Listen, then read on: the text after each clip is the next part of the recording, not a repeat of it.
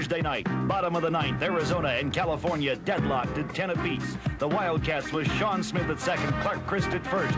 California right-hander Mitch Hawley delivers to Dwight Taylor, and the Arizona right fielder sends it far and deep to right center field. By the time the Bear outfielders chase it down, Smith has scored, and Christ, who is rounded second, knows that his Wildcats are on the way to the championship game. From Rosenblatt Stadium in Omaha, Nebraska, it's the 1980 College World Series Championship game as the Rainbows of the University of Hawaii battle it out with the Wildcats of the University of Arizona for the NCAA Division I Championship. Hi, everybody. I'm Joe Boyle, and I'll be handling the play-by-play of our game between the University of Hawaii and the Wildcats of Arizona. For Hawaii, it's been a case of just superb pitching that has gotten them this far. For the Wildcats of Arizona, each and every game, almost without exception, has been a cliffhanger, and they've had to climb from behind. Joining me on this telecast, Irv Brown, former coach at the University of Colorado, and Justin Dado, who has been a coach and a player 9 times in this NCAA championship game. Well, let's take a look at these two teams, and for that, let's go first of all to Irv Brown. Arizona and Hawaii for all the marbles. The Rainbows have been amazing. A young ball club not supposed to do anything this year. Well, they won the WAC. They're here in Omaha. The people just love them. It ain't going to be easy tonight. The Rainbows have been on the road 18 straight days. That's got to take a lot out of you. Arizona is a veteran ball club. They're playing well. For Hawaii to win, they've got to play good defense behind Smith. He keeps it down. There'll be a lot of ground balls. Offensively, Bass and Reese have to be on base to let Tanebi do his thing. Now here's Justin. The Arizona Wildcats have again fought from behind to reach the finals of the College World Series. If they win, Arizona will become only the 7th team in 34 years to lose in the first round and go on to capture the title. But there are question marks. Is Arizona at the bottom of the well emotionally, following last night's stirring come-from-behind win over California? Can left-hander Craig Lefferts be effective, starting with only 3 days rest for the first time in his career? If the pitching falters, look for right-hander Greg Barger to come out of the bullpen. He's the key man in Arizona's bullpen.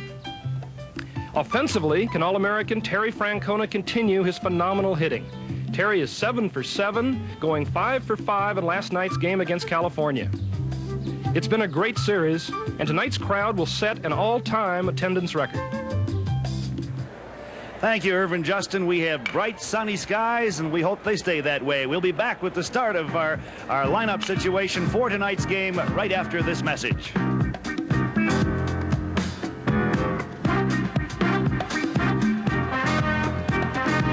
Well, it had been thought that injuries might play a part in tonight's game, but it seems as we look at the starting lineups that such will not be the case. Let's go take a look first of all at the lineup for the Wildcats of the University of Arizona under the direction of Jerry Kindle. And leading off, playing in right field, it's Dwight Taylor. He's a sophomore from Los Angeles, a .333 World Series average. The number 2 hitter is John Moses, a .222 mark. John from Buena Park, California. In the number 3 position, and just red hot, is the left fielder Terry Francona, a junior from New Brighton, Pennsylvania, a .555 World Series batting average. Batting cleanup for the Wildcats, the big first baseman, Wes Clements. He's a senior from Hawthorne, California, a .222 mark, but he has power. Batting in the number 5 spot, it's the designated hitter for the Wildcats, Scott Stanley. Right-handed batter, a senior from Tucson, a .300 batting average, and he has a grand slam home run in this College World Series. In the 6th spot, it's the second baseman, Ron Quick. Ron was injured in last night's game, but he's back in there tonight, a .333 batting average in World Series play. In the number 7 position, it's third baseman Casey Candell, just a freshman from Lompoc, California, a .250 batting average. In the number 8 spot for the Wildcats, is the shortstop Clark Christ, a right-hand batter, a senior from Tucson. He has a .200 mark. And batting ninth, one of the real surprises with the bats for Arizona, the catcher Don Hyman, a senior from Phoenix, normally a light hitter. He has a .333 World Series batting average. Out on the mound, it'll be the left-hander Craig Lefferts. He wears number 11. He is a senior from Tucson, had a 5-2 regular season mark in World Series play. His record is 1 win and no losses. That a shutout against the University of Michigan. Now to Hawaii. Leading off the center fielder, Rick Bass, right-handed hitter, a senior from Los Angeles, 400 World Series batting average. In the number 2 spot is the second baseman, Thad Reese. He's a lefty, a junior from Porterville, California, 313 World Series average. Batting third for the Rainbows is Colin Tanabe, a right-handed hitting junior from Honolulu. 313 is also his batting average for World Series competition. And in the cleanup position, a left-handed swinger, the left fielder Jay Erdahl, a junior from Seattle, a 294 World Series mark. In the number 5 position, he had been ill, but he's back and ready to play. Les Kakazu. He's a right-handed sophomore from Waipahu, Oahu. He has no World Series hits as yet. In the number 6 spot, it's the third baseman, Kiko Perkins, a right-handed batting junior from Oahu rather, a 278 batting average. In the number 7 spot, it's the right fielder, Kevin Williams. He's a senior from Seattle, swings from the right side of the plate, has an even 200 series batting average. And batting 8th for the Rainbows is the first baseman, Howard Deshevsky, a right-handed batter. He's a sophomore from Coaga Park, California, and a 412 World Series batting average. And bringing up the rear, so to speak, the shortstop, Eric Takonaga. He is a right-handed hitting junior from Honolulu, a 533 World Series batting average. And out on the mound, it's a young man, a sophomore by the name of David Smith. He is from Honolulu, had a regular season mark of 10 wins and 1 loss. He is 1-0 in World Series competition. So there you have a look at the starting lineups, and we'll be back with the start of our game between Hawaii and Arizona right after this.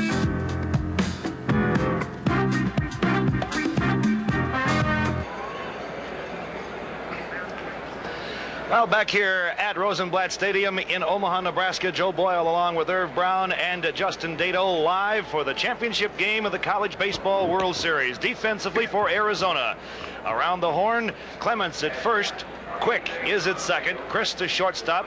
Candell at third. Around the outfield left to right, it's Francona, Moses, and Taylor. Back of the plate, Hyman, and out on the mound is Craig Lefferts, the left-hander for the University of Arizona. He is a senior, 6'1", 175 pounds, from the Tucson, Arizona area. Won 6 and lost 2 during the regular season, a 4.43 ERA. 15 starts. He has 2 complete games overall. One of those was a 7-inning affair, and the other complete game came in World Series competition when he shut out Michigan by an 8-0 margin. He has a 1-0 record in World Series play, pitched all 9 innings, gave up 5 hits, walked 1, and fanned 7. The umpires for tonight's game: back of the plate, John Bible at third base, Bob Clement, Boyd Maurer is at second, and Tony Patch is the first baseman. The first 3 men that the southpaw Craig Lefferts will face will be Rick Bass, Thad Reese, and Colin Tanabe. And there's the score from the meeting of the 2 teams the first time they played. 11 innings, 6-4. Arizona won it. The winning pitcher was Barger in relief, and Lane the loser. Stanley for Arizona, a grand slam home run. We only needed a little over. Down the lines here at Rosenblatt Stadium, 343 feet. It's 343 down both lines. As you go to the left and right center field area, it falls away to 370, and in straightaway center field, 420 feet. So it is a big, big ballpark. Lots of room for those defensive outfielders to roam, and this Arizona outfield can do exactly that, Irv Brown. Well, Joe, many people consider them the best outfield in collegiate baseball. You got great speed out there. You have athletes, and they can all throw, and it's the kind of park that Jerry Kindle likes to play in. Well, Craig Lefferts has completed his warm-up tosses prior to the start of the game. The University of Hawaii Rainbows in the College World Series for the very first time. There you see part of the overflow crowd here at Rosenblatt Stadium. They have already jammed about 13,000 in the seats. They're now putting up ropes, and they will allow some of the latecomers to actually come out on the gravel portion of the warning track that goes around the playing field and take seats there. So it'll cut down on the foul area for, well, at least along the left field line at the present time. And if the crowd gets much bigger, it'll cut it down on the right side also. The wind's blowing out to left and left center field, almost just right down the left field line to straightaway left field. It will aid the right-handed batters here in this ball game this evening. And Irv, that reduction of foul territory, of course, can cut down on the balls you can get to over there. Well, I'll tell you, it might make a big difference in this ball game, particularly shortstops who can roam like the Chris kid for Arizona. We've seen a couple caught out there. Yeah, we really have. But, you know, there's a lot of people want to see this ball game, Joe. Hawaii definitely will be the crowd favorite. They've really captured the imagination of the folks here, and we're really looking for a dandy. All right, ready to get underway with the College Baseball World Series Championship. Rick Bass will lead it off, .353 average.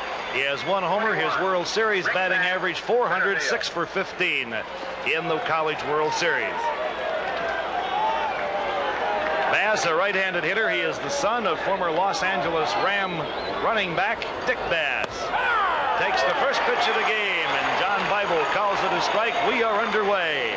Outfield for Bass is straight away. The third baseman, Casey Candell, about a step off the infield grass. Bass will bunt on you, likes to drag, and he has excellent speed. He'll be followed by Thad Reese and Colin Tanabe here in the top half of the first inning, as both teams with a loss, so this is it for one of them. That'll be fouled out of play. The count, a ball and 2 strikes. Lefferts an excellent competitor, the guy you want in there when it's sticky. Had some early arm trouble and now has come along. We saw him against Michigan. He was superb. His curveball is his out pitch. Arizona Hawaii 60 and 17 on the year.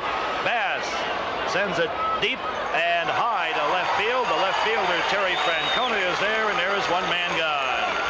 We should point out that Lefferts pitched here Monday, so he has had just 3 days rest coming into this game. It's the first time he's ever pitched with that short of a rest, and that's going to be something that you can bet Jerry Kindle's going to keep an eye on, Irv. Well, you'll see everybody, if they've got to go to, as far as both staffs are concerned, the key to this left-hander will be his control. If he's throwing strikes, he'll be very, very formidable. Well, there you saw Thad Reese and his regular and World Series batting average. The third base coach is Les Murakami.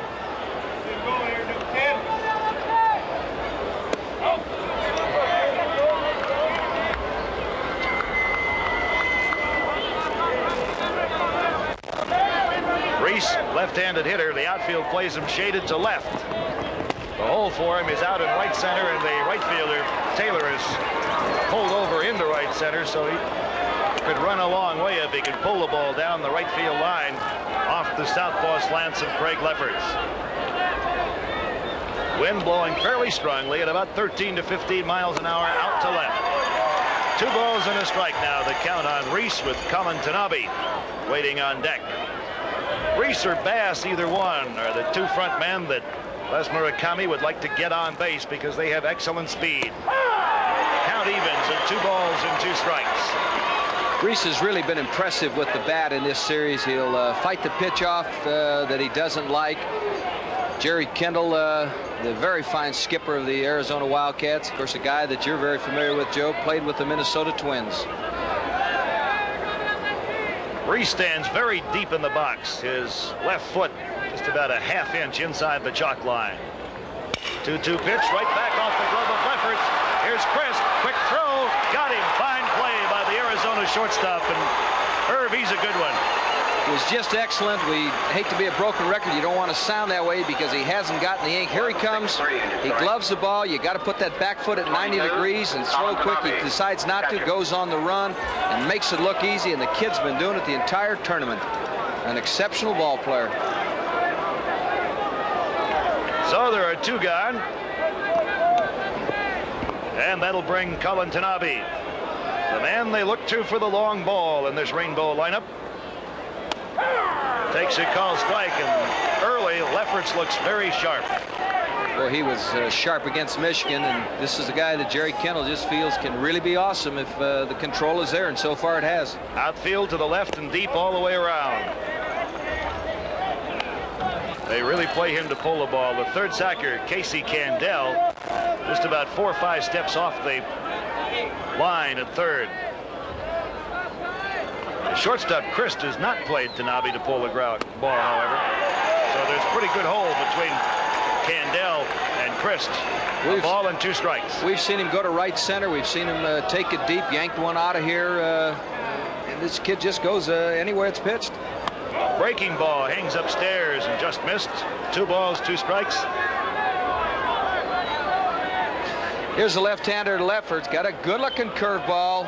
Just misses inside. Look at how that front shoulder's closed, Joe. That's a good kid. Right back up the middle, and that just went over the left shoulder of Craig Lefferts. And on with a solid single to center is Colin Tanabe. Just as we mentioned, you keep that front shoulder closed on the curveball, you really got something going, and Tanabe almost takes Lefferts' head off. And this is the guy you want up with men on base. That time, Arizona did an excellent job, got Reese and Bass out of there, so the single doesn't hurt him. First hit of the game for the Rainbows, and here's Jay Erdahl, 299 average on the year, 294 average in series competition. 54 big ribbies during the regular season. He is tied for second in the club with RBIs during World Series play. Tanabe leads that department for the Rainbows with 7. Bass and Erdahl both have 3. Joe, notice where he carries those hands. He's got it down, and that's to prevent a hitch. He'll keep the hands a little below the letters, and when a coach has a kid do that, he doesn't want him to hitch. And this guy, to me, has got the best ahead of him. He's a kid who's really come along. Lefferts goes to first, and Tanabe steps back in. Colin, 6 out of 8 in stolen bases, so he has a little bit of speed, but he's not one of the real burners on this Rainbow Club, and they have a bunch. They can move. Colin Tanabe on the bag at first. Erdahl pulls it foul down the first base side, and it goes right through the outstretched hands of Carl Furatani, who was the first base coach. I think we ought to sign him up after that. I don't know. Go to the main entrance. We'll give him another chance. We'll have to check with Carl on that. 1 ball, 2 strikes. The count on Erdahl. We're going to have a conversation out on the mound between Hyman and Lefferts. The big thing I think that Hyman is telling Lefferts, you don't want a tweener here. And of course, the Arizona outfield very deep. They know that a tweener costs them a run. Make it take 2 to score the runner from first. Outfield is straight away deep for Erdahl. He has good power. 10 homers on the season. Leads the club in that department. Little nubber to the right side. Second baseman Ron Quick has it. Throws it out, and that does it. For the Rainbows in the top of the first, they had no runs on 1 hit. There were no errors, and there was 1 man left after a half inning. It is the University of Hawaii, nothing, and the University of Arizona coming to bat. Well, while we have the time between innings here, let's set the Rainbows for you defensively. Back of the plate, it'll be Colin Tanabe. Over at first base is Harold Deshevsky. At second base, it is Thad Reese. The shortstop, Eric Tokunaga, or Naga rather, and at third base, Kiko Perkins out in left field. Erdahl, Bass in center, and Williams in right. And out on the mound is the sophomore right-hander, David Smith. Smith, a sophomore, 6'1", 195-pounder. He's from Honolulu, just 19 years old. 11-1 his mark in regular season play. ERA 2.99. He has 11 starts, and he has completed 6 of those 11 starts. This is his second appearance in World Series competition. He is 1-0 thus far. 6 innings pitched, 1 complete game. He has given up 6 hits, walked 6, and fanned 3.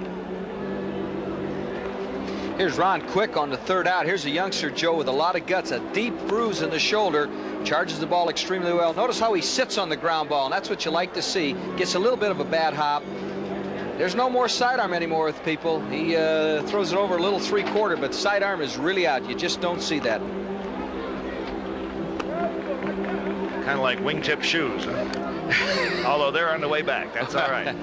I'm glad you said that, because, boy, we're going to get a lot of letters. Dwight Taylor, John Moses, and Terry Francona, the top half of the top third, rather, of the University of Arizona batting order. And these 3 players in particular, Irv, just have tremendous speed. Taylor in particular, Moses, an excellent base runner, and Francona, who may not be as fast as the first 2, but he sure gets the job done. Well, you know, Joe, how would you like to coach these kids? You talk about a delight. They can play defense, they can run, and they can hit. And you're very fortunate. And I was talking to Jerry Kittle before the ball game, and it's just a blessing to have him. He really respects the catcher, Tanabe. And as far as throwing the ball, it's, you know, he just feels that they've got to run according to the count. He'll run early in the count, but these are the three guys he wants to wheel with. Well, he's going to put a lot of responsibility on that young man right there, David Smith. He's a right-hander, and he's going to have to try to hold any runners he gets over to first base, close to the bag, to give Tanabe a chance to gun him down going to second. The key with Smith now, he's basically a slider pitcher.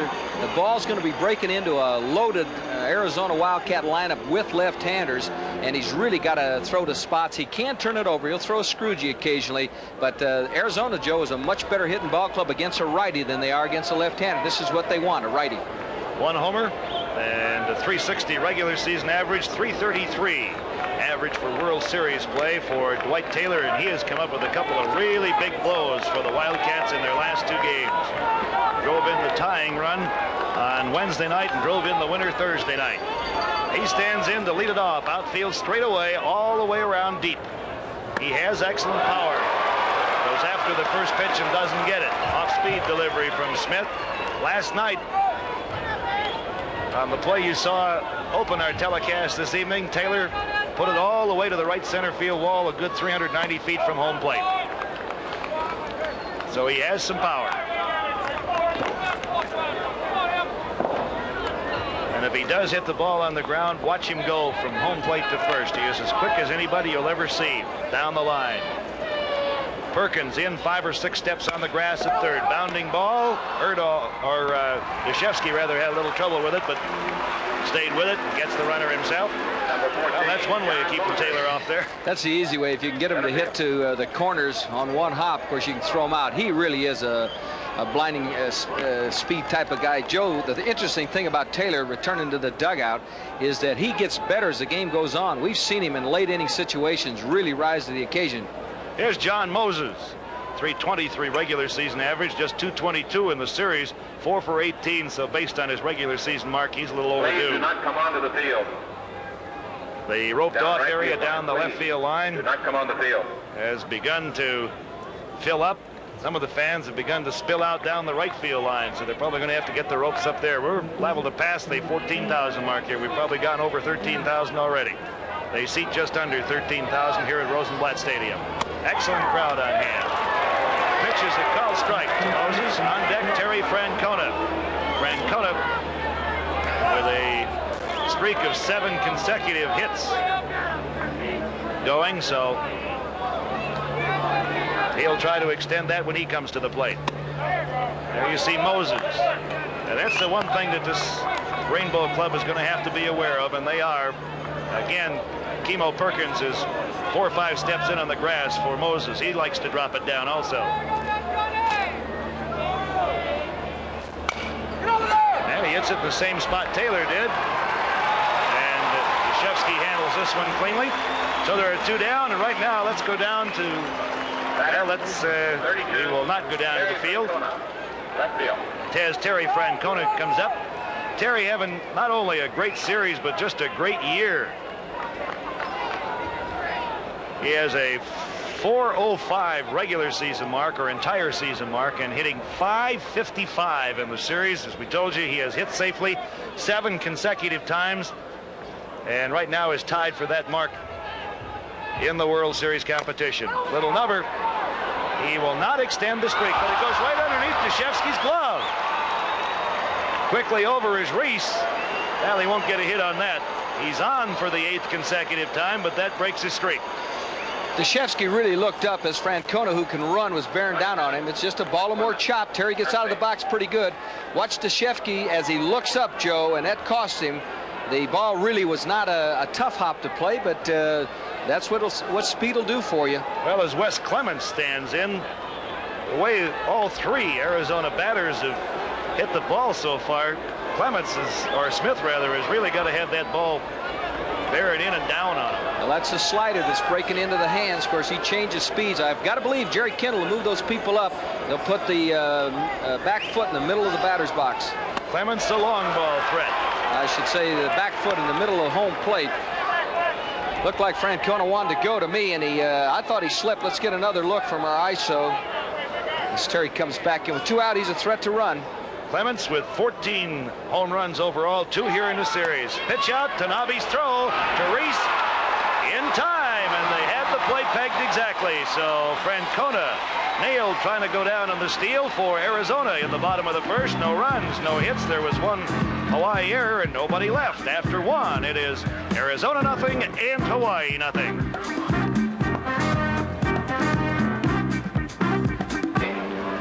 Les Kakazu will lead it off here in the top half of the second inning for Hawaii.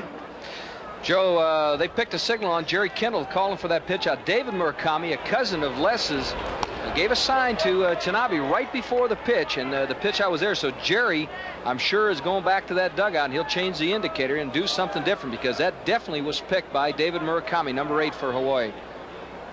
Second pitch to Kakazu is in there for a strike, and the count evens at a ball and a strike. Les missed the first meeting between these two teams. He had come down with a virus. There you see what Irv is talking about, the sign from the catcher to the pitcher, but the catcher also gets signs from other people at times, and he has to be alert, checking with the dugout. They have a system, especially with men on base. What's he going to throw, Irv? I'm guessing the heat, because he came with the, well, it was a heat. Bounding ball out to Quick, and he throws him out with no problem, so there's one man gone. Joe, when you pitch, 1 was fast and 2 was a deuce, but they do a little different nowadays. I tell you, they're always thinking, and that time 2-man fastball. When I pitched, 1 was fast and 2 was faster. I see. Ball 1, ball 2, hit him in the seat of the pants. I heard all about you, Joe. They told me. 1 down, and the batter is Kimo Perkins, the third sacker. You saw his stats up there. Kimo stands deep in the box. Outfield shades him to left. I guess deep in the box. That right foot right on the white stripe, almost out of there. The back foot is not at 90. You would think that any kind of fastball at all, he'll go late with the pitch. But he's looking for the heat with that closed stance. Second pitch from Lefferts over the plate, but down low. 2 balls, no strikes. Left-hander Craig Lefferts trying to do it with 3 days rest. There you see that right rear foot that Irv was talking about. On deck is Kevin Williams. Fastball inside corner, and he nailed it.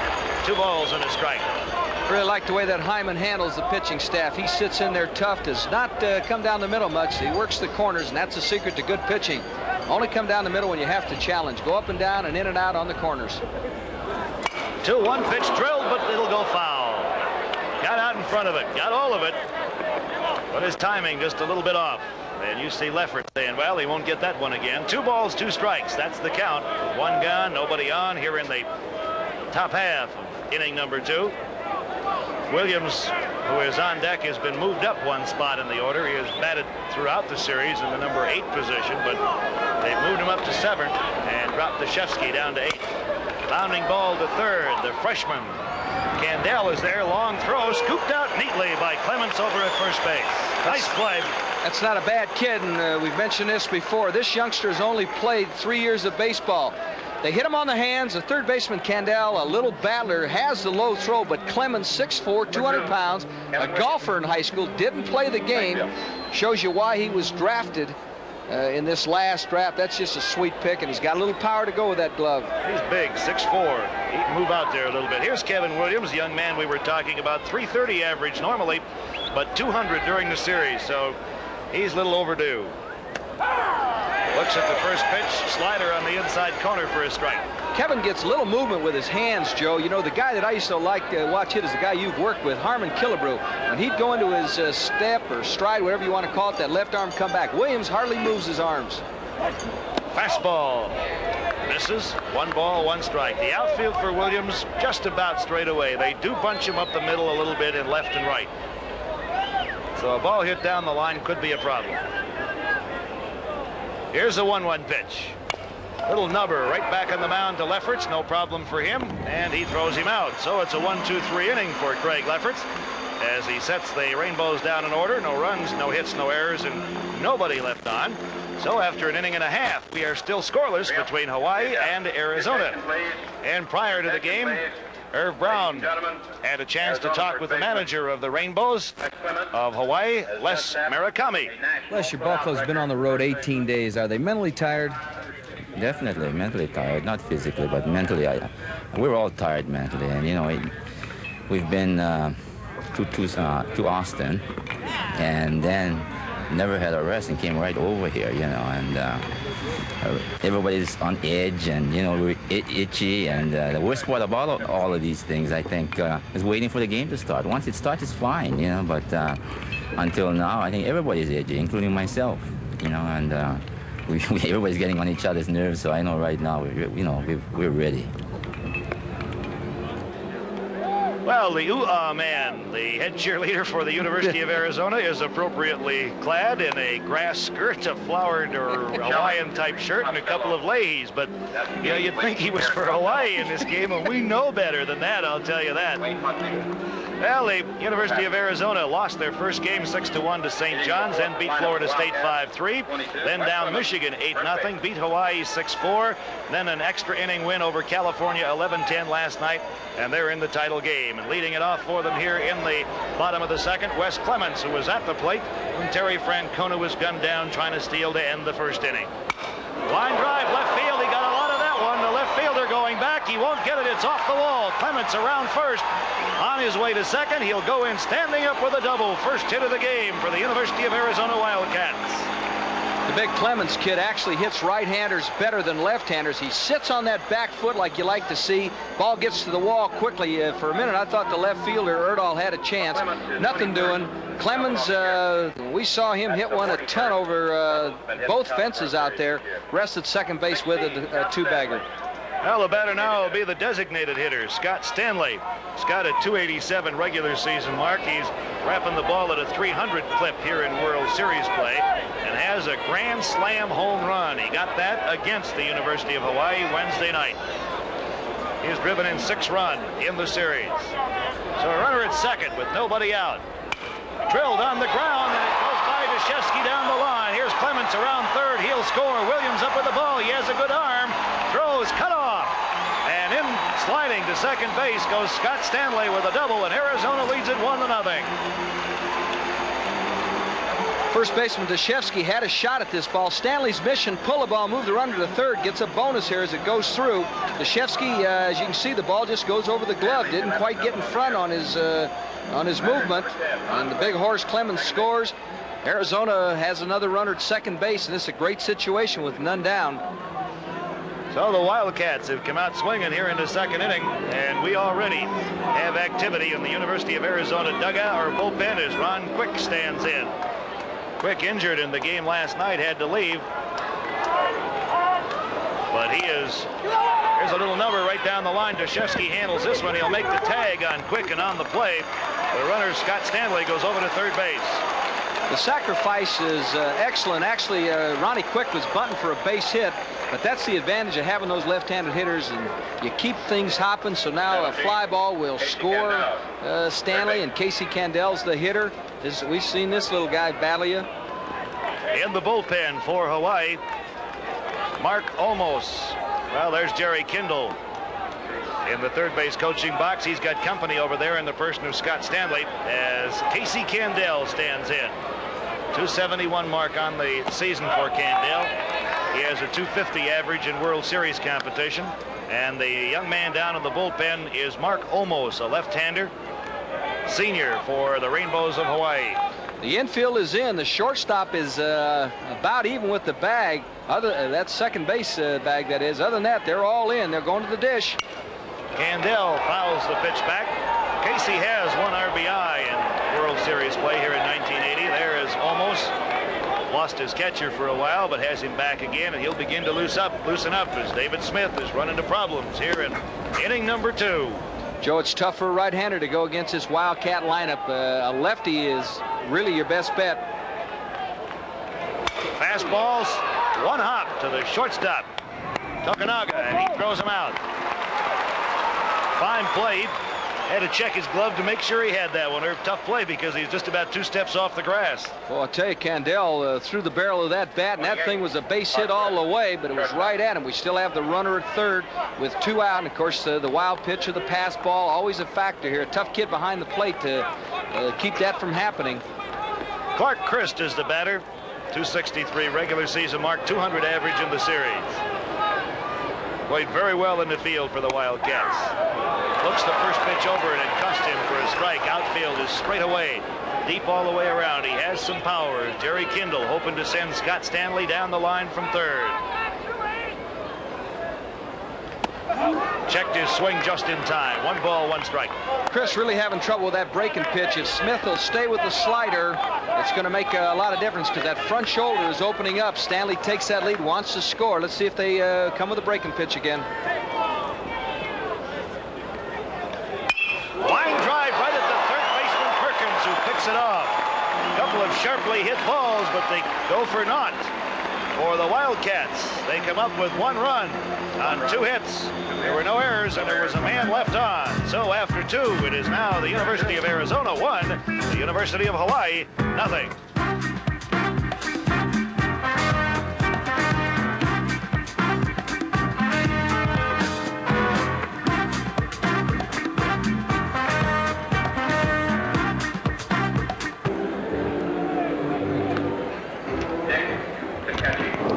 Well, a reminder that this is not the end of the college baseball season for those of you along our ESPN lines, because we have a 7-game series between a group of college all-stars from Japan and a U.S. college all-star team coming your way. It's the 9th annual such affair, and you'll see the first 2 games from Dodger Stadium. The next 3 will be played right here at Rosenblatt Stadium in Omaha, Nebraska, and then it's back to California for the last 2.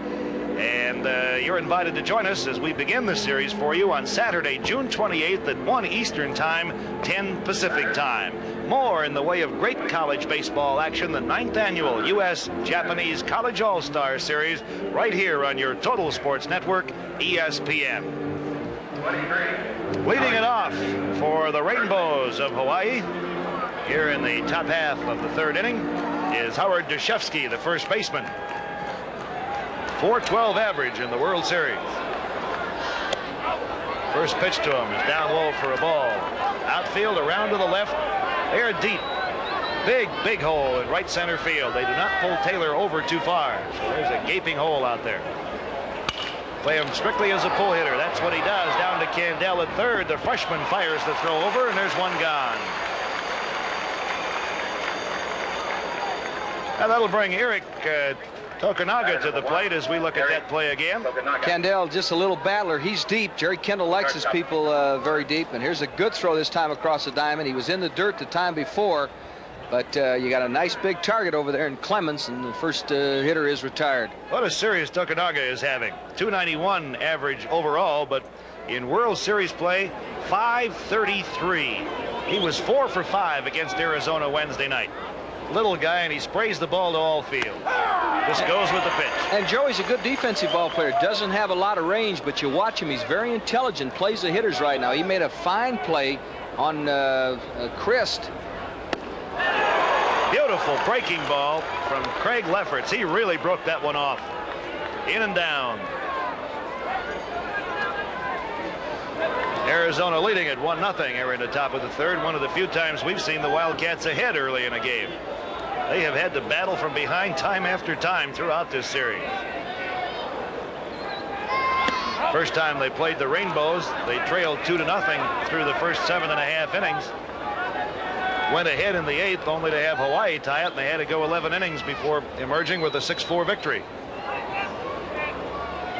1-2 pitch, headed for the hole, but Candell cuts it off, and he throws him out. So Casey Candell having a busy inning here in the 3rd as he takes the first 2 plays by himself. And that'll bring Rick Bass to the plate. Bass 0 for 1, a fly ball out back in the left there in the first inning. Overflow crowd on hand here at Rosenblatt Stadium in Omaha, Nebraska.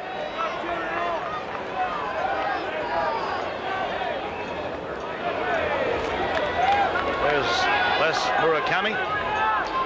Never changes expression. Bass with excellent speed.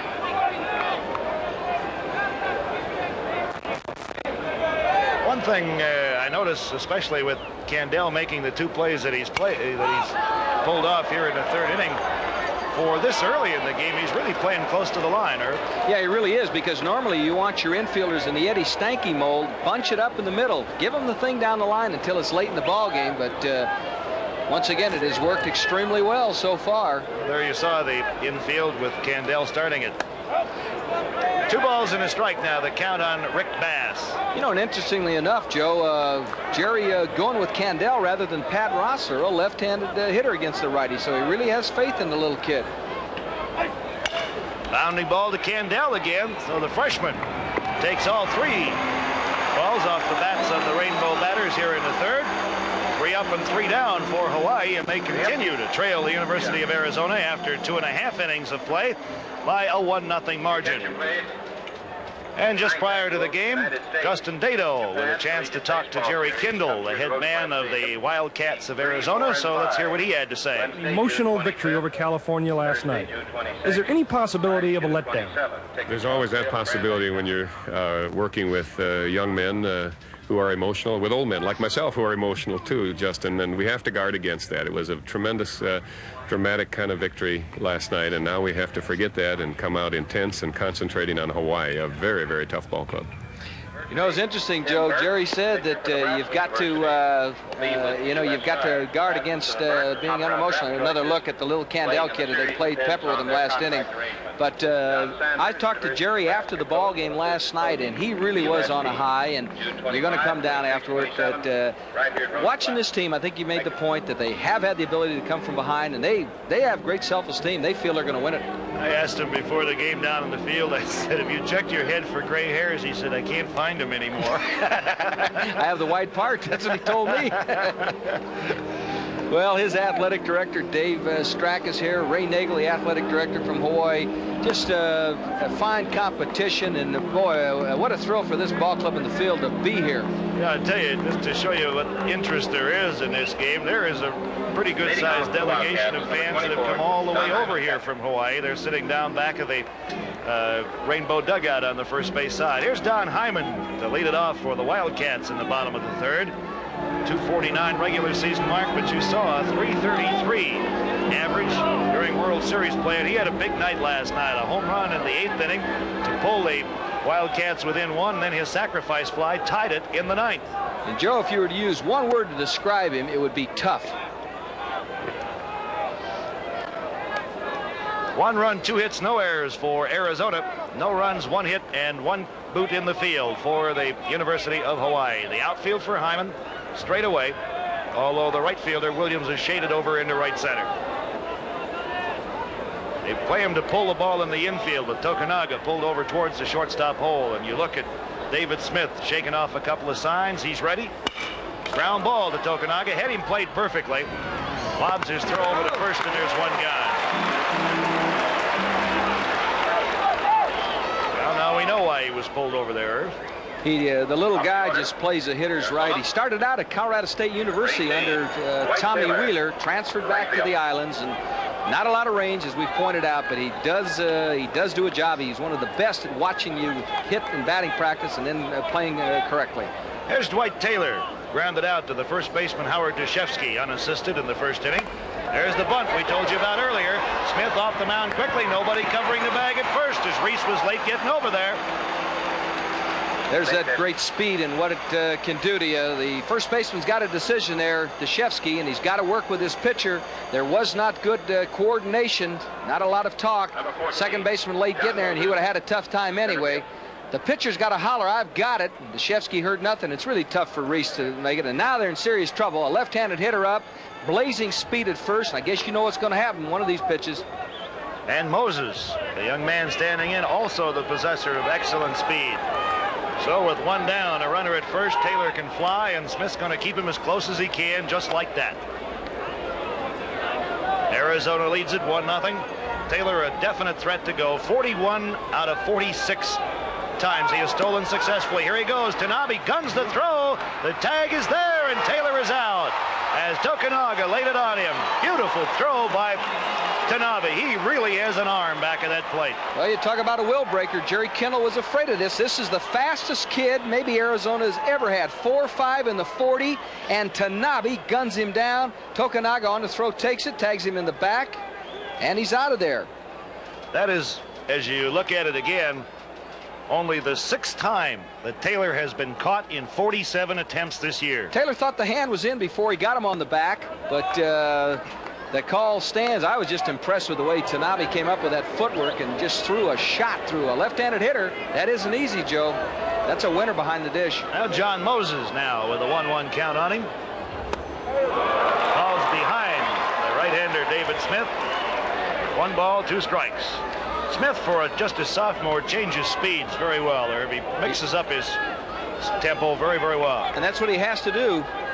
I got to believe these left-handers are going to move up in the box because he'll drive nuts, make him throw the fastball by you. And this has not been the case yet.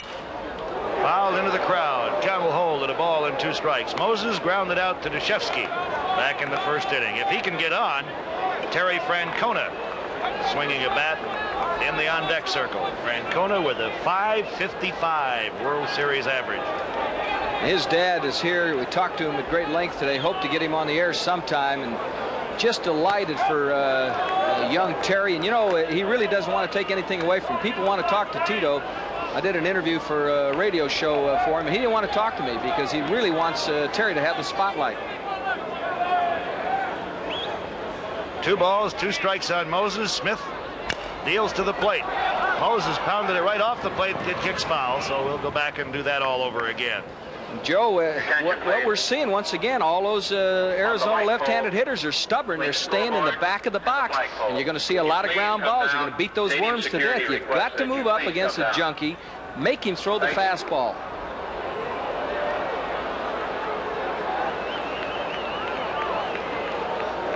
Just an excellent crowd on hand tonight. Should be the largest crowd of this year's World Series. The record for a World Series crowd is in excess of 15,000, and I don't believe we'll pass that. Now, how do you suppose they got tickets up there, huh? Here's a 2-2 pitch. Breaking ball. Karam's off the plate. Tanabe has it back out to Smith, so the count is out full now on John Moses, as Francona continues to wait on deck. 2 down, nobody on. We are in the bottom of the 3rd. Arizona leading at 1-0. Checks his swing. It's ball 4. That's the first pass given up by the sophomore right-hander.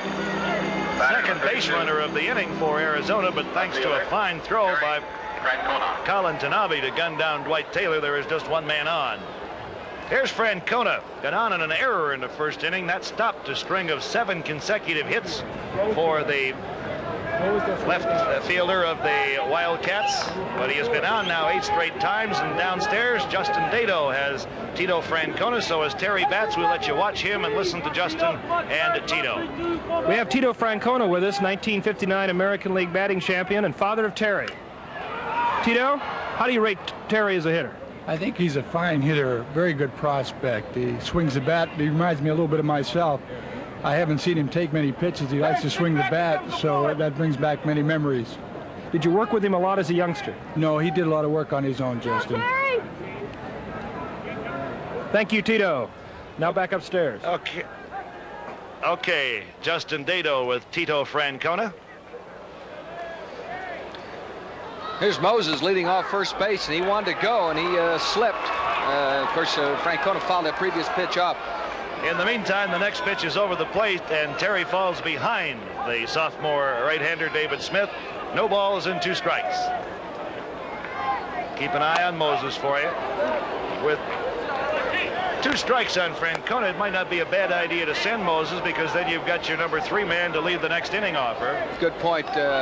Get him up with a fresh count. Tito told me the toughest guy on him was Whitey Ford from the left side. From the right side, it was Camille Pasquale. 1-2 pitch, misses outside, 2 balls, 2 strikes. Well, you got a guy swinging the bat at a .555 mark. He's not a bad fellow to have leading an inning off, I'll tell you. That's for sure. They're looking for the tweener here now. Want something in the gap to score Moses. There goes. Smith comes to the plate. Here goes Moses, and Francona got underneath it. Barring an error, this should end his string of 8 consecutive trips to first base. It does, as Reese makes the grab for the Wildcats in the third. They had no runs on 1 hit. There were no errors, and there was 1 man left. After 3, it is the University of Arizona 1 and Hawaii nothing. Joe Boyle, along with Irv Brown and Justin Dado, back here at the Rosenblatt Stadium in Omaha, Nebraska, with the University of Arizona holding a 1-0 lead over Hawaii. And we talked to Craig Lefferts prior to the game as he enters the 4th inning now as to just how long he thought he could go with just 3 days rest. Well, 3 days rest is long enough for my arm to come back and be ready. It feels good now. I think I can go all 9. Well, that pretty well answers your question. He has no qualms about trying to go all 9. I talked to Jerry Kindle, and he said he was just going to tell him to go out and go as hard as he could, as long as he could, and he'd take care of things after that. First aid to the ambulance. First aid to the ambulance. Thank you. You know, in a visit with Tito Francona this afternoon, Joe, talking about Whitey Ford, he said he never went up and faced Ford with his own bats because he'd always hit him in the hands and break the bat, so he always used somebody else's. Second base. Thad Reese will lead it off for the Rainbows as they trail by a run, trying to do something about it here in the top half of the 4th inning. He'll be followed by Colin Tanabe and Jay Erdahl, the number 2, 3, and 4 batters in the Rainbow order. Just 1 hit for Hawaii so far, that by Tanabe. Other than that, Lefferts has just slammed the door on him thus far. His control has been excellent. He hasn't walked a man, he hasn't fanned anyone, and has given up just the 1 hit over the first 3 innings. Reese originally recruited for football, then it ended up with baseball. Bounding ball to the right side. Ron Quick is there. And that is now 8 consecutive batters retired by the left-hander Craig Leffert. 22. He is really in a groove. He's got the good rhythm. He's found his spot on the rubber, and the arm is good and loose, and he looks like he could go all 9. Well, thus far, he has faced 10 hitters, and only 2 have gotten the ball out of the infield. Bass, a fly ball out to left in the first inning, and a single by Tanabe also in the first inning. And this is Colin back up there again. He's 1 for 1. Has the only hit for the Rainbows. Outfield, just about straight away. Moses, step or 2 over on the third base side of second and center.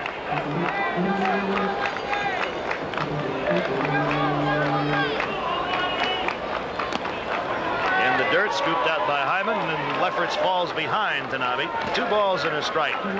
As you watch the sign now from Don Hyman, and our expert up here, Irv Brown, is going to pick it up and tell us what he's going to throw. No expert. If he throws that fastball down the middle of the plate, he's in trouble. He did, and it comes right back up at him. The last time Tanabe put it over his left shoulder. This time he just whizzed it by on the right side. So Colin Tanabe with the only 2 hits for the Rainbows, and he's on with 1 gone here in the 4th. Joe, I want to tell you, that guy is a man. You know, he was a walk-on. He's just improving all along as a receiver. Didn't catch that much last year. He broke his hand. And the more I watch him, the more that's the kind of guy you want on your side. He is really something. Definitely a candidate for MVP. You know, you look at who you think is the player of the series, and obviously Francona's tough. And this kid here, I got to believe whoever wins it, they're going to have to go to either of them. Well, that brings Jay Erdahl to the plate. Erdahl grounded out second to first, his first time up with 1 gone. Tanabe at first base. Pitch in the dirt, gets away from Hyman, and Tanabe will go down to second.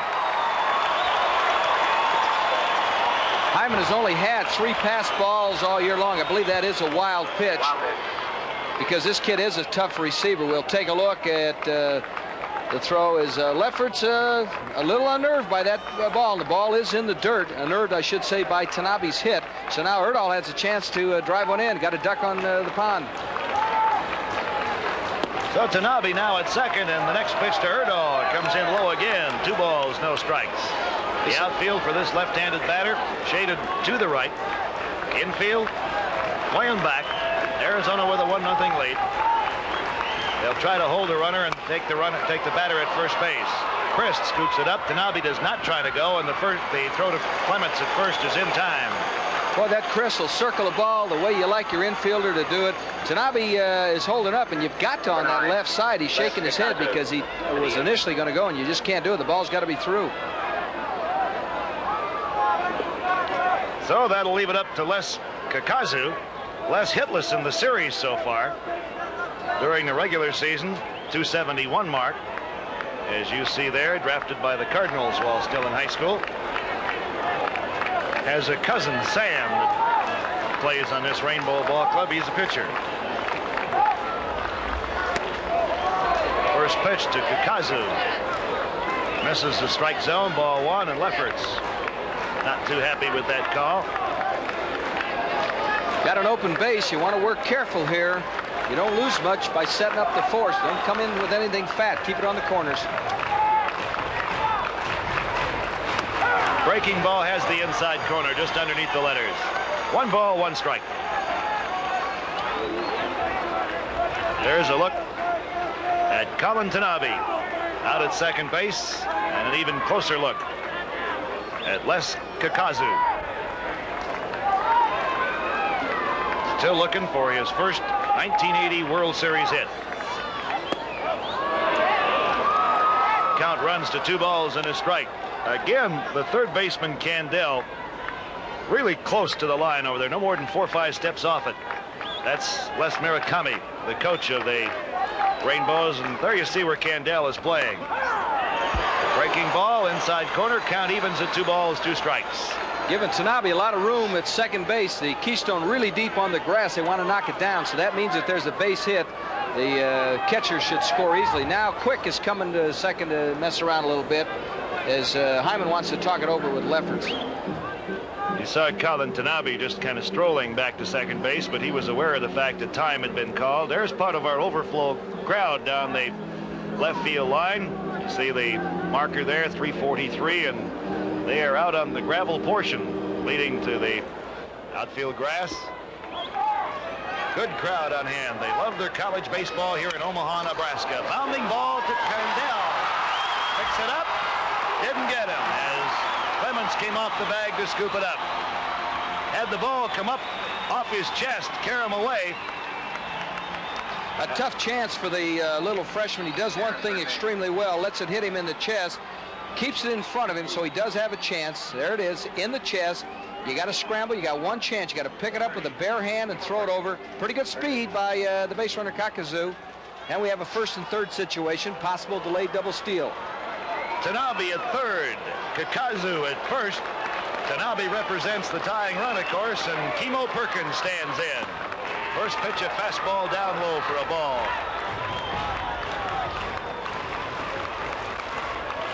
There is Kakazu at first. The sign hung out by Don Hyman. Lefferts comes to the plate in the dirt, and Hyman does a good job to keep the ball in front of him. Boy, did he square up. Come down the line to score if that ball had gotten by Hyman. Joe, what a job. Did he square up? And you know, many times if you've got your head cocked, it'll hit the ball will hit you in the mask and bound away. And boy, that kid has been taught how to catch. We talked about his dad. He played at Arizona, also in the Giant farm chain. A little heredity there. Kimo Perkins, the batter. Lefferts delivers fastball right down the pipe, and he had something on that one. 2 balls and a strike. The outfield for Perkins. Shaded to left.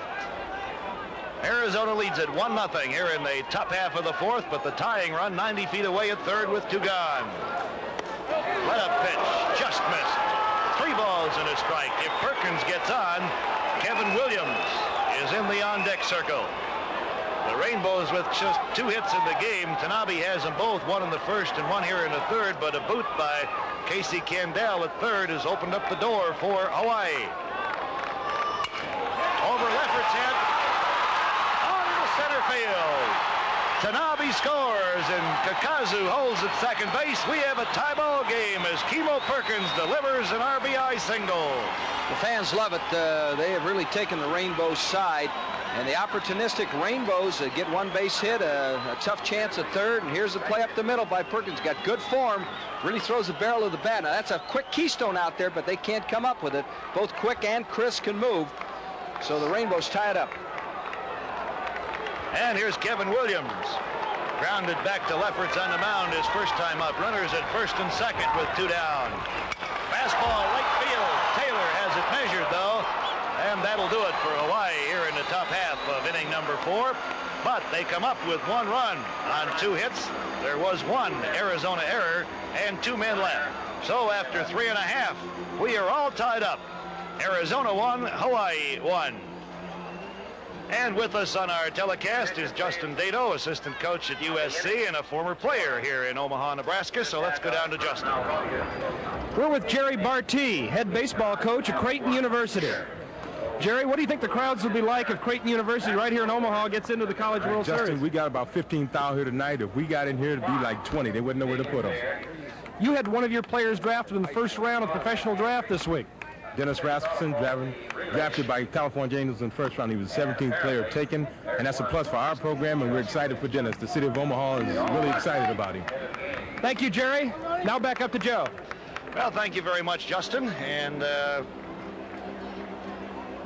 we talked to Craig Lefferts about the University of Hawaii pitcher about his motion and what he expected to occur here in this game, and young Dave Smith said he would pace himself. Coach just said just pitch as hard as I can and don't pace myself, but I'd like to go 9, but I'll just throw as hard as I can for as long as I can.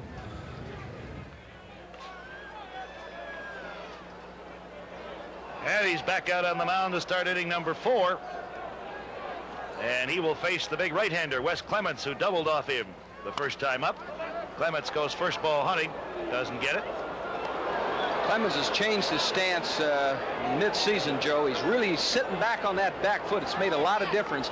I like him much better against the right-handed pitchers. You would think against the lefties he'd wear him out. That hadn't been the case, and he doubled off this guy from the right side earlier. The outfield very deep for this big right-handed batter, and he takes called strike 2. Clements will be followed by Scott Stanley, and that's the combination that produced Arizona's run back in the second inning with back-to-back doubles. Stanley on deck. Smith tried to get him to go after a pitch that was outside. Clements would not bite, so the count goes to a ball and 2 strikes. Really impressed how all the Hawaii pitchers know how to throw. They pitch, they don't just throw. Caught him looking that time. Pretty pitch. From up here, it looked like it was right over the inside corner. Well, it was. John Bible behind the dish makes it very emphatic. It's a good-looking pitch on the inside half. There's Bible, who's an assistant attorney general down in Austin, Texas, and he leaves no doubt of the call. First strikeout for sophomore Dave Smith, and that'll bring Scott Stanley to the plate. Stanley doubled to drive in Clements with the only Arizona run back in the second inning, and he goes after the first pitch, doesn't get it. Smith looks like he's settled into a little bit more of the groove that he wants now. Has his rhythm down. Really does. The kid can throw, and he knows what he's doing. And as long as those Arizona people staying back in the box, he'll just throw scroogies and sliders. Way outside with that one on deck is Ron Quick. We're in the bottom half of the 4th inning. Sit or kneel so the folks in the bleachers can see. Bottom half of inning number 4. Nobody on. 1 gone. Tie ball game, 1 apiece. Hard hit ground ball, and Krzyzewski having a bad time down at first base tonight. Hasn't come up on him and go off his shoulder. It's a base hit for Scott Stanley, so he's 2 for 2 in the game. You knew that 222 average that he had was not indicative of his hitting ability. Well, he leads the team in game-winning hits. He's just wearing Krzyzewski out. I tell you, he needs a suit of armor against this kid, because that one caught him in the shoulder, and Stanley has got a quick bat. Joey swings everything quick and down the way you like to see kids do it. Unless you're big and strong and got big forearms, you don't want to uppercut. It's a quick downward swing. Now that'll bring Ron Quick to the plate. Quick caught a bouncing ball up in the shoulder last night, had to leave the game, and he came to the park this afternoon with an ice pack wrapped around his shoulder. I asked him how his shoulder felt. He said, fine. I said, it doesn't look like it, but he's in there. Quick, 0 for 1 so far, and you see Jerry Kindle going through the motions. Runner at first with 1 down. See what Stanley's doing. Stanley not as fast as some of the other Arizona 9, but that's not to say he's slow, just in comparison to some of the other runners. I think Tanabe has discouraged that running game. I believe he broke their will by throwing out Taylor early. throw by Smith over to first base. Making sure that Stanley hangs around that bag. Outfield for Quick is straight away. He has a 333 series mark. Here goes the runner. Pitch swung on. Bounding ball. Deshevsky will have to make the play at first. He does. Deshevsky thought there were 3 out. He'd started to go to the University of Hawaii dugout, and pitcher Dave Smith had to call him back because Scott Stanley was ready to go as far as they decided they'd let him. Well, he got a little excited. That time Jerry Kendall did go to the hit and run, protect that runner a little bit. The ball doesn't find a gap, but the runner is in scoring position, and it's up to the young freshman, Casey Candell. Kind of strange with Lefferts, the lefty, on the mound. Everybody's pulling the ball to the left side as you look at Casey Candell. Has a nickname, Pigpen. I'm not going to ask him where he got that, I'll tell you. You're going to pass, okay. Yeah. You know, Satanabe set up outside that time as the pitch broke wide. They tried to get Candell, the freshman, to go fishing. He was not about to bite. Looks like he may go outside again. No, he did not. Candell knocked down by Perkins. He's not going to have a play. He did a good job to keep it in the infield. And I tell you something, the shortstop, Tokunaga, was right back behind Perkins and may have had a play if he hadn't knocked it down. He really had him played right. Good range. You pivot and cross and dive, and that's a good look at Tokunaga, as Joe points out. So Perkins does keep it in the infield. It's a first and third situation. That's always a challenge in college baseball to see if they put on the delayed double steal. Now here's Clark Christ. Line to the third baseman. Perkins is last time up. 2 down. Runners at first and third. Pitch misses for a ball. And what I had started to say, Herb, was that a lot of the Arizona batters off the right-hander are hitting the ball down to the first baseman, Deshevsky, while the University of Hawaii batters off the left-hander, Lefferts, have been hitting it down to Candell at third. Yeah, everybody is pulling the ball. Not surprising with Smith. It is with Lefferts that they're getting around. Good job by Tanabe to keep that one in front of him. There's the runners. Scott Stanley at third. And over at first, the freshman Casey Candell. And Tanabe out to talk to his young right-hander, David Smith. Here's what he's telling him, Joe. He's got to be alert if Jerry Kendall does have the break play where you run from the stretch. The first thing you're looking for is the balk, and then you want to throw to second so the runner can score from third. It's always, there's several different ways you can run a first and third situation, and Kendall has them all. 1-1 ball game, bottom of the fourth. Arizona threatening with 2 down. Line drive left field, and Christ comes through with an RBI single. The runner, Stanley, comes in from third. Clark Christ is on with a base hit, and Candell is over at second base with 2 down. Arizona regains the lead 2-1. He really jumped on that ball. Looked like it was up and in. That's just a good-looking ball player. And they're not out of this yet because Hyman showed us that he can reach the fence easily last night. Batter for 24. Well, there's the young man that Irv was talking about, Don Hyman, the catcher. 0 for 1 tonight. Had his first tournament home run in the game against California last night. And up throwing in the University of Hawaii bullpen again is Mark Olmos. He's a senior from the Honolulu area, 5'9", 180 pounds. Runners at first and second as Smith is in a jam here. 2 gone. The number 9 hitter, Don Hyman, at the plate. Outfield, shaded to left, deep all the way around. Infield playing back with 2 gone. First pitch in there for a strike. On deck, the leadoff man, Dwight Taylor. Hyman is capable of going to right center. He's got power to both alleys. On the year, he is parked 6 out of ballparks around the country. Joe, I just like the way he wears his ball cap, the way he wears his socks. He's just a player. Had a good rip at that and didn't get it. Falls behind, 0-2. He grounded out short to first his last time up. What a good-looking pitch by Smith. He turned it over, kept it down. 0-2. Let's see if he makes some fish or he tries to get him 3 straight.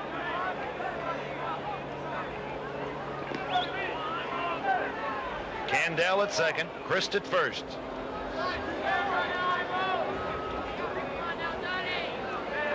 See if he hangs out the bait here. Very close, but upstairs a little bit. setting him up, isn't he? He made that about as tempting as he could. Smith knows how to pitch. That kitty core is a dandy. Hawaii's going to be heard from for many years to come. That's a young ball club. There are just 4 seniors on this University of Hawaii championship contender. The 1-2 pitch. Checked his swing. It was in the dirt. Tanabe tagged him, but Hyman did not go around, so the count evens at 2-2. Boy, you are really looking at a couple of guys working together. Remember, he threw the fastball high. This time he breaks it off just a little low, almost gets him to go, and that's a man behind the plate. Nothing's going to get by that kid. Now, Joe, you got your choice. And Chris with short leads. Got your choice. Do you throw the Scrooge or do you come with a slider? We'll see what he does. Just missed that side, and the string is out full now. 3 balls, 2 strikes, so the runners will be off with the pitch. They'll get that extra step or 2. So a base hit would easily score Candell, who has pretty good speed, from second base. And it bothers the infielders to have people moving in front of them. You've got to go to first with the ball. Hyman making Smith wait on him. Kendall coaching at third, Flynn at first. Smith taking plenty of time now. Comes to the plate. Line drive, it is into left field. Candell around third. The ball gets away from Erdahl in left field, and the runner heads for third base and will make it safely. An RBI single for Hyman as he comes through again.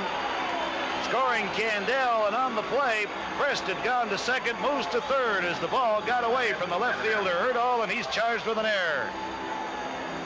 Erdahl made a mistake here. Here's a good look at the infielder. Look at the pivot and the crossover. Tokunaga gives you a major league effort as he gives it the old college try there. Now, Erdahl, you want to feel the ball off your left foot to throw someone out at the plate. But with those runners on the move, 3 and 2, you're not going to do it. And that mistake costs him. Les Murakami going to the mound. It's a first and third situation again. Arizona goes up by a 3-1 margin. You look at Jerry Kindle talking with the man that will be moving to the plate, Dwight Taylor, the leadoff man for the Wildcats, and Les Murakami has arrived on the mound to talk to his sophomore right-hander, see whether he's going to make the move here. Taylor is a left-handed batter, and they have a left-hander throwing into bullpen. That is Mark Olmos. He has been out there throwing for quite some time. That is not Murakami that has gone to the mound. That is the pitching coach, Carl Furatani. So they will not make a change here. If they're going to make the change, Les is the man that will come out. Well, that's right. He's got the hook. Pitching coach Carl Furatani just trying to settle his young right-hander down. Smith just 19 years old. Taylor stands in. He's 1 for 2 in the game. Got a base hit in the third, a bunt single. Runners at first and third. Pitch misses for a ball. On deck, if Taylor gets on, John Moses. Wildcats trying to turn this into a big inning. They've scored twice. Lead at 3-1. A guy like Taylor is so tough. You know, he can fake the bunt and then slash, try and hit it past the third baseman. Perkins has to come in tight. There it is. Ball to the left side. It is on through to left field. Easily scoring from third base was Christ. And stopping at second is Hyman. It is a 4-1 lead for the University of Arizona as Taylor, as you pointed out, Irv, the third baseman Perkins was 5 or 6 steps in. Had he been playing normally, it would have been a routine play. Boy, there's just no substitute for speed. A look at the base runners, but Perkins is so concerned about him. And that looks like it'll be it for Smith. They'll have to go with the left-hander. But, boy, I tell you, Jerry Kendall is just very fortunate with those 3 left-handed hitters in a row. Taylor created that. Of course, we got to give credit to Joe for the excellent hustle by Christ as he moved up to third base when Erdahl couldn't handle that ground ball. And they still got something going with 2 out. Well, we gave you the basic background on the young man coming into the ball game, Mark Olmos, earlier, but we'll run through it again for you. He is a southpaw, 5'9", 180-pound senior from Honolulu, Hawaii, and he comes in now in relief for Hawaii in the bottom half of the 4th inning, and we had a chance to talk to him prior to the game, and we asked him if the fastball was his bread and butter pitch, and he answered to us that it was. And we'll give you the statistics on Olmos now. We'll give you the stats here first. This is his 14th appearance of the year. He's been a starter 9 times. Okay, well, my fastball has it kind of breaks to the outside, and at times I can make it dip a little bit when it hits the plate.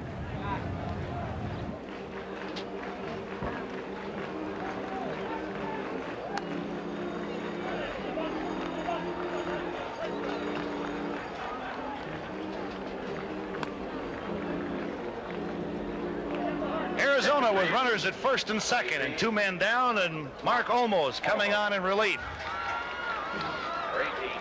You got to keep in mind too, Joe, that Arizona's got 3 switch hitters in that lineup, so they're not exactly hurting. Now this left-hander does drop down a little bit. The ball should be tailing away. Everything he threw in warm-ups was Scroogey. It was tailing away. 4-1 his 1-loss record. 4.02 earned run average. First man he'll face, Moses, 0 for 1 in the ball game. Outfield straight away, deep all the way around for Moses. Infield back with 2 men down. Runners at first and second. Right side, that'll drop for the base hit. Here's the runner coming around third, Hyman. They'll send him to the plate. Good strong throw by Williams. He is out at the plate. Fine throw by Kevin Williams in right field to nail the runner coming to the plate. On the base hit by Moses for Arizona in the 4th. They come up with 4 runs on 5 hits. There was 1 error, and they leave 2 men on. After 4 complete, it is Arizona 4 and Hawaii 1.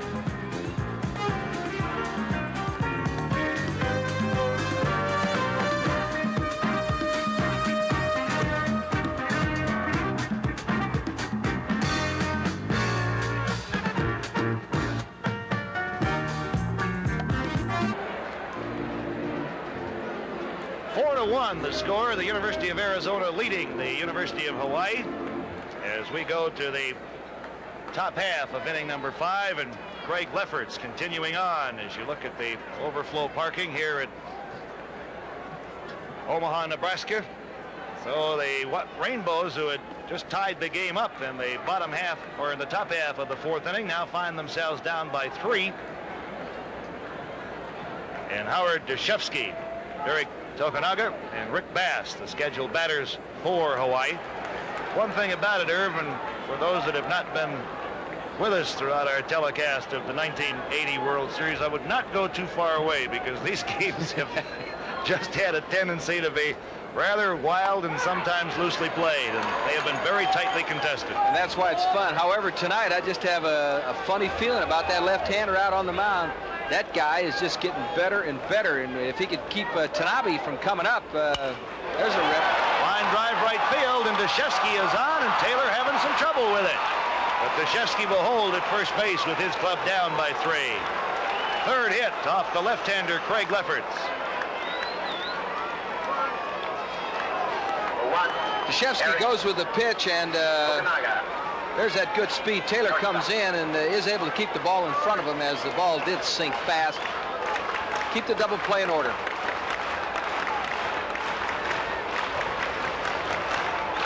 The batter now is Tanaga. 0 for 1. Grounded out his last time up. Infield at double play depth. Outfield straight away. Playing him a little deeper than you might think. He does not have great power, but he does spray the ball all over. He had 4 singles and 5 trips against Arizona on Wednesday night. It's a lot of balls back up the middle, so Chris and Quick may get an opportunity right now to turn it over. Deshevsky, not a big threat to go. He's only stolen twice in 6 tries this year. We saw him get picked off by that Miami left-hander, and I mean, he was dead. He didn't move. He just froze. He just gotten a base hit, and he was excited, and that kid just picked him off before he could blink an eye. Tokunaga has good speed. He's a tough man to double up. Goes after the pitch and doesn't get it. 1 ball, 2 strikes. Tell you one thing, Irv, if Lefferts does run into trouble, they're going to have to find a place for him to warm up. Everybody's sitting in the bullpen out there in the Arizona bullpen. There's a couple of policemen right on the mountain. Yeah, they're keeping it warm. 1-2 pitch. Outside and low. Count evens 2-2. That ball really moved. I tell you, this kid's got good stuff. That went away. There's the area we were talking about. There's the mound in the bullpen of the University of Arizona. 2-2 pitch is down low, and the count is out full now. 3 balls, 2 strikes with Rick Bass due up next. Well, the Rainbows trying to get something going here in the 5th as they trail by 3. They had battled from behind to tie it in the top of the 4th. Arizona scored 3. Joe, you made a good point. These games are really fun because there's nothing predictable. Anything can happen. It is not over until the last out in these babies. 3-2 pitch. Line drive, right center field. The right fielder, Taylor, coming on. He'll make the catch. Had a notion to throw back over to first base, but Deshevsky got back in easily. Funny ball, really died. It looked like it was hit better than that, and apparently didn't get all of it. That aluminum will really fool you. You know, you used to tell your outfielders, you listen for the you can't do that with that aluminum bat. No more. It started out like it was going to carry better than it is and stay lower than it did, but it started to rise as it got out near the infield area. So there's one gone now. Deshevsky still at first base, and Rick Bass, the batter. Another runner with excellent speed at the plate. He drills it out into center field. Deshevsky will hold at second as the center fielder Moses comes up with the ball and has it back into the infield. So Bass with a base hit. That is hit number 5 for the Rainbows of Arizona. Well, they're tagging him. That's 3 balls hit pretty good in the heart of the order coming up. Reese and Tanabe are just tough outs. We have seen Reese hit into a couple of double plays, but he's got excellent hitting action. Of course, for Hawaii right now, Les Murakama wants Tanabe, the 3-hole hitter, and maybe as good a clutch hitter as there is in this tournament, to get up with men on. We're going to get some action down in the Arizona bullpen. We'll check that for you in just a moment as Thad Reese stands in. He is 0 for 2 in the ball game. Has grounded out twice. Ron Sismondo is headed down to the bullpen for Arizona. He pitched 7 innings here on Wednesday evening. And Reese trying to lay down the bunt, doesn't get it, falls behind 0-1. Reese looks like he's about 14 years old. Take a look at the 2 base runners for the Rainbows. Really a baby-faced youngster. He was the guy supposed to be the shortstop. He had a tough time starting him, put him in left field, moved him back to second. That let Tokunaga play, and it's worked out beautifully for the Rainbows. Runners have their lead as Lefferts is ready.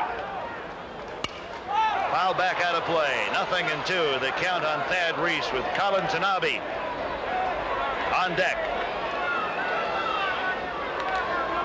There's a throw by Kevin Williams, the last inning, Joe. Don Hyman off at the crack of the bat. Jerry Kendall sent him in with 2 out.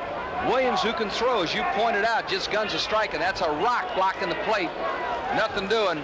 Look at this man block the plate. One catcher against another. Did he go? John Bible, the plate umpire, checks with the third base umpire, Bob Clement. He said Reese went around. And he'll go back to the dugout with his bat in his hand. So a big strikeout there for the left-hander Craig Lefferts, his first of the game. Got him to go after a bad pitch, too. Really did. You know, with this Tanabe coming up now, I don't care even if he walks in. Don't let this kid beat you. It's got to be the thing that they're thinking about. Do not come fat. If you can't get him to go for something away, well, that's what Jerry Kendall's going to tell him. Jerry's coming out here right now. You know, this is one of those situations. Don't walk him, but don't give him anything to hit. Did you ever try to do that? Well, I tell you, even if you walk him, I just would not let this kid beat me. The activity in the bullpen for Arizona. That's Sismondo. We told you he was on the way down there. There is also the possibility, of course, it would be a rarity. I can't believe they're going to walk him purposely, but I don't think you're going to see Tanabe get much in the way to hit. Erdahl's a left-handed batter. They've got a left-hander on the mound, and Erdahl is due up next. So this kid will hurt you, and he doesn't get good pitches to swing at. People pitch away from him. He's just a man, and what amazes you, it just gives every kid hope. He's a walk-on. He's 2 for 2 in the game. Comes upstairs and outside with it, ball 1. Outfield, deep all the way around for Colin Tanabe, who leads his club in RBIs in the World Series and the regular season. At a .313 series mark, .348 overall on the year. 64 RBIs on the season, 7 here in the World Series. As you look at Craig Lefferts, senior left-hander from Tucson, Arizona.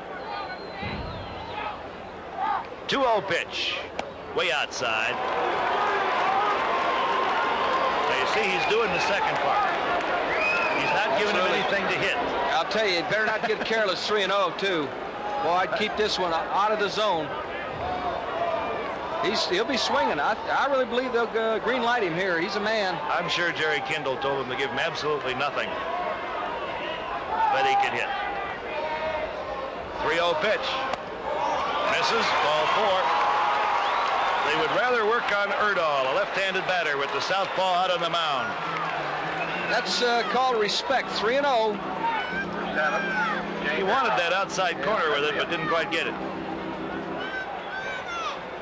Erdahl's from the Seattle area, Joe. You know, a kid that has really come along. They gave him a chance to play regularly. He said he went to Les Murakami. He told him, I've got to play regularly to do a job, and he really has. He's hit the 4-hole all year after they gave him a shot about the time of their Easter tournament. First walk given up by Lefferts, and Erdahl, who's 0 for 2, has not gotten the ball out of the infield, is the batter with the bases loaded for the Rainbows. Goes first ball hunting. Didn't get it. 0-1. The runners over at third is Deshevsky. Down at second base is Bass. And on at first is Tanabe. Had his head out on that swing. The head's got to go from shoulder to shoulder, and that time Jay just kept it on the right shoulder and didn't get it.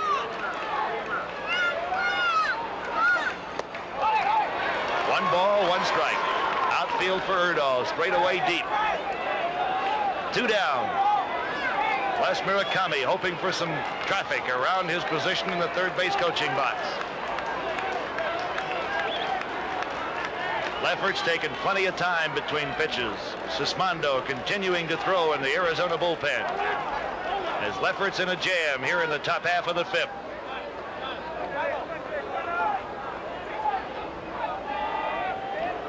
Well, they made room for Sismondo out there, and they protected the fans by putting a backstop behind the young man that's doing the catching, Dave Landry. At the basket.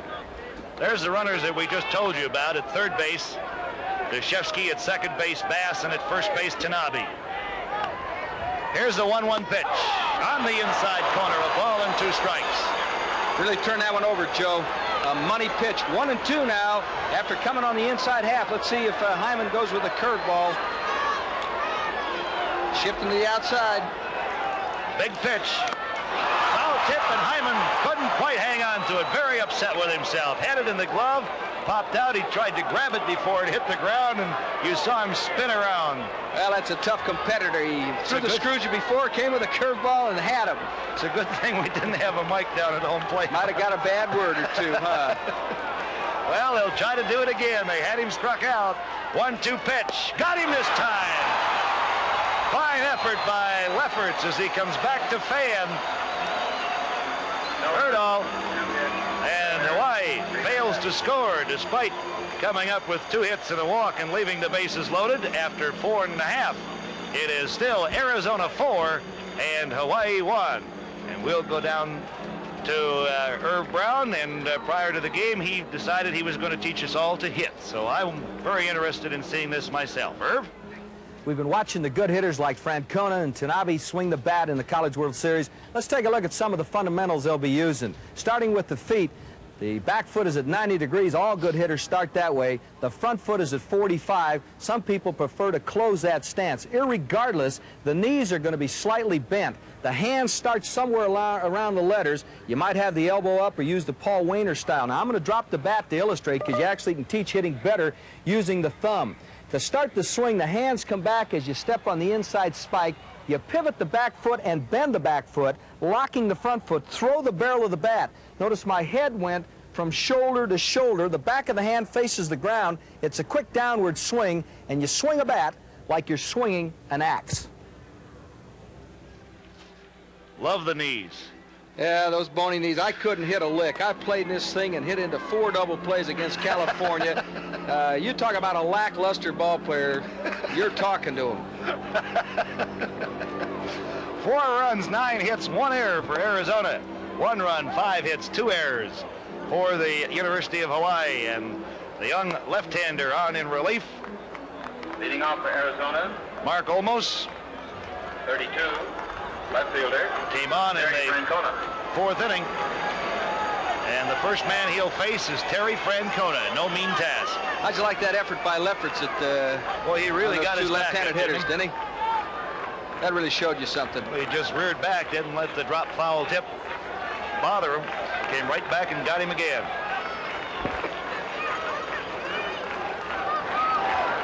Francona.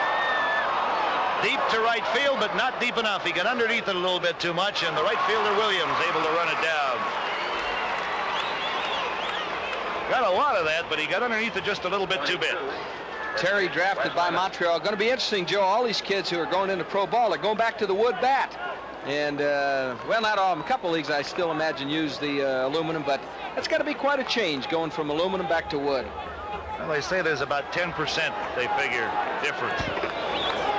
The batter is Wes Clements. He's 1 for 2. Right back up the middle. And it doesn't hang up long enough for Rick Bass to get it. And he plays it very smartly on the first hop. Clements is on with his second hit of the game. That ball got out to center field as quick as anything we've had. I'll tell you, and that big horse we just looked at, as I mentioned, has played just a little bit of baseball, a golfer in high school who was encouraged to take the game up in junior college. I think you better remember his name. He has been drafted. I can't recall off the top of my head by who, but the best is ahead of Clemens. Here's Scott Stanley, 2 for 2 in the game. Single and a double. Watches the first pitch on the outside corner. If you were Deshevsky, you'd think you'd be ready now because poor Deshevsky has taken a beating from Stanley, and that's not to be unkind to the first sacker, but Stanley has got that ball to him very quick. He just ripped a couple of ropes right down the first base line. Fouls this one back. Quickly falls behind the left-hander almost. No balls, 2 strikes. Jerry Kindle passing the word to his hitter and the runner over at first base, Wes Clements.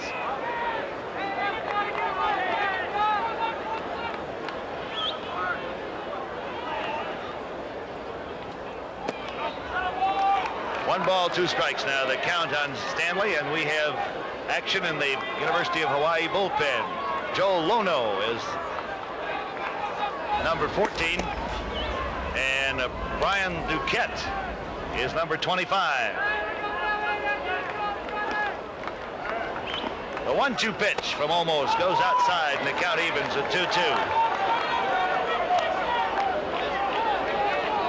Lono, the left-hander, and Duquette also a left-hander. Duquette went 9 Tuesday for Hawaii. And he was overpowering against Miami. Very impressive freshman. Velocity on the jugs is up around 92. Stanley goes down swinging. Hustles back into the dugout, and that'll bring Ron Quick to the plate. First strikeout for Olmos. Quick is another switch hitter, better from the left side.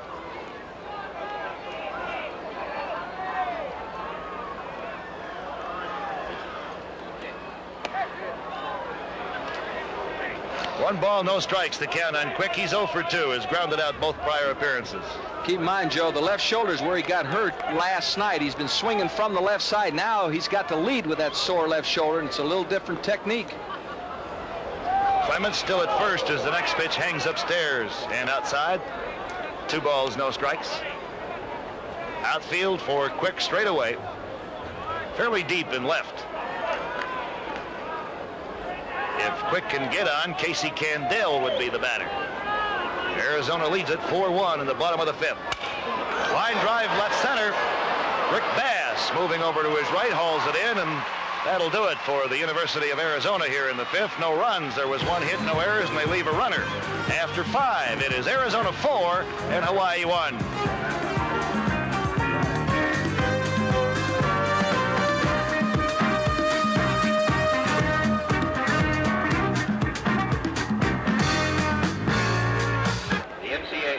Production crew. It is 4-1 in favor of the University of Arizona over the University of Hawaii. Radio, Arizona, KM. Here's a look at how the University of Hawaii got to this game. In the first game of the series, they beat Florida State 7-6. In their second game, it was St. John's the victim, 7-2. Then they beat number 1 rated Miami 9-3. They lost their only game of the tournament to the University of Arizona 6-4 on Wednesday night. The batter coming up for the University of Hawaii is Kimo Perkins. Kikazu, the DH.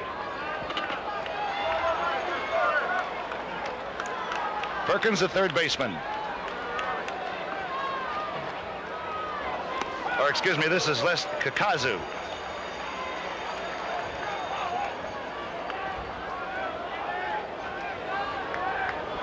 Kikazu is 0 for 2 in the game. Got on an error and grounded out.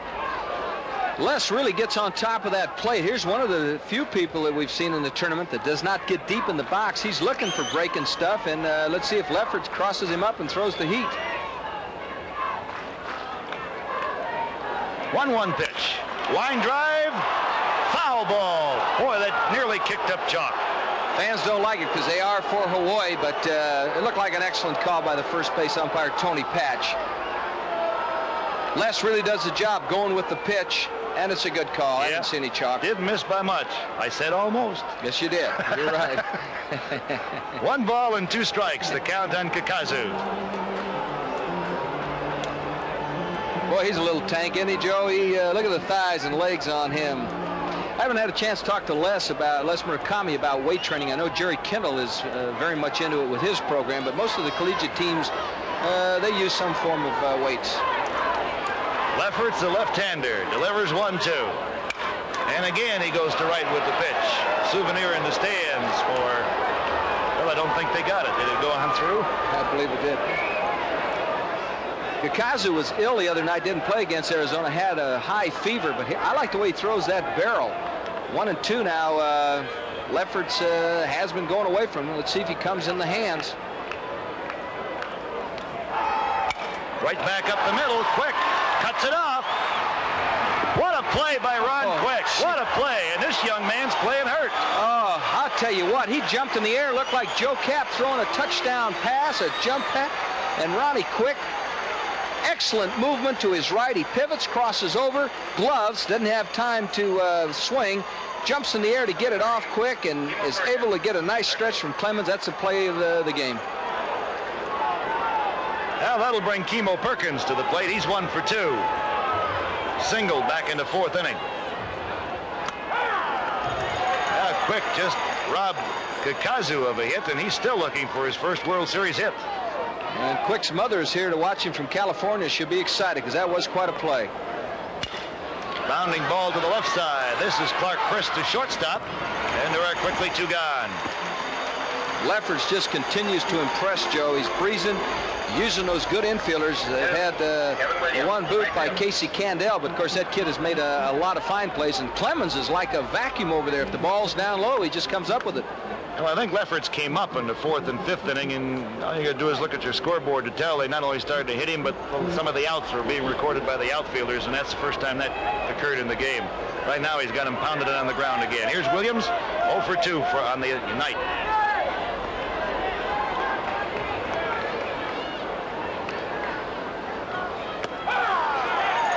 Well, he's really rearing back and throwing. He's got his back up now. He really does. Williams on top of the plate, and Lefferts won't put up with that. He'll drive him off of there, throw on the hands.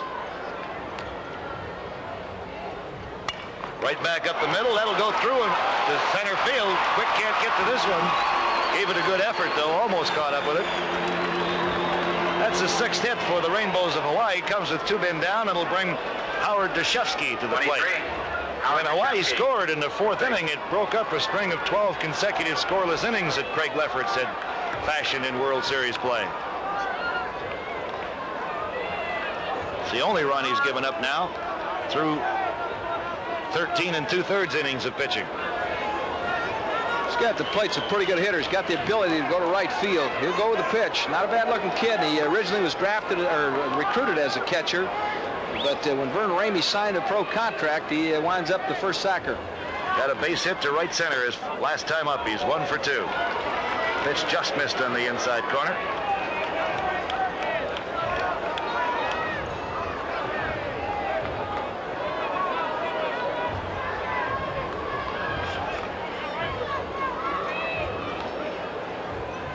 Don Hyman have a little bit of trouble down there. I don't know whether he time out. Flexing that hand of his, that one evidently caught him wrong as it came into the glove. May have had his fingers bent when he caught it. Try to grab it a little bit too quick, you get in trouble. Goes the runner to throw down to second base. Not going to be in time. And Kevin Williams, who stole 35 bases during the regular season, really got the jump on Lefferts that time. No chance. Lefferts gave him way too much leg. Williams can fly anyway. He's a deer. Hyman had no chance at all. Charged that stolen base to the pitcher. It's the first successful steal that Arizona has had in the game. Base on the year. Or excuse me, Hawaii has had in the game.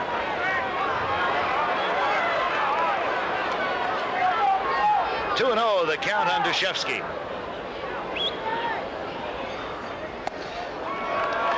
You know, Joe, Les Murakami went against the book, down 3, but he's got to shake things up, and that's what a good skipper does. Don't sit back and let it happen. Make something happen, and if Dushevsky can deliver, it's a real plus for this club. Time called on the field as the ball escaped the Arizona bullpen, where Sismondo continues to warm up, and Hyman's going to head to the Arizona dugout now. The trainer coming over to see him. He's really having trouble with that left hand. Well, looks like he really caught one. He wears the batting glove. Of course, he takes such a beating anyway. You know, Joe, the umpire, John Bible's got that protective thing on his mask, but neither catcher does. In fact, we haven't seen one catcher in the tournament use it. It's one thing I think should be automatic. It'll save somebody's life. Look at John Bible. Yep. That saves Steve Yeager got hurt, and now he's gone to it. That's in there on the outside corner. 3 balls and a strike now. Dushevsky is headed down the line to first. Eric Tokunaga waiting on deck. I think there's the protector that Herb was talking about.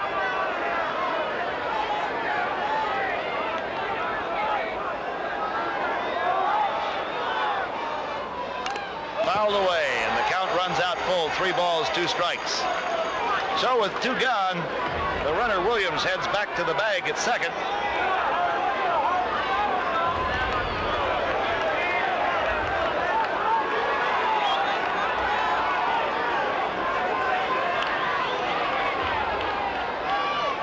Two pitches upstairs. That's the second walk given up by the left-hander Craig Lefferts. And Hawaii now with runners at first and second. This is the 3rd inning in a row that they've had something cooking. They were able to break through Lefferts in the 4th, but he got out of a bases-loaded jam in the 5th when he fanned Jay Erdahl. He has runners at first and second now with 2 down, and Tokunaga coming to the plate. Pretty tough out here now. He'll move it around a little bit. Last time went to right. I look for him to go with the pitch, and he's very capable of hitting that big gap up the middle as Christ is playing him to pull. First pitch in there for a strike. Tokunaga 0 for 2 in the game. Grounded out. Fly ball to right field.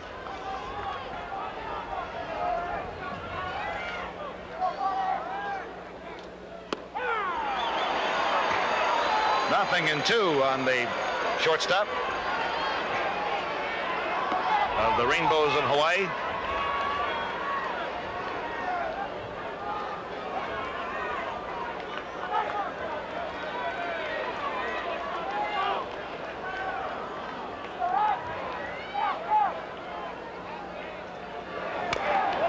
Oh-2 pitch fouled at the plate.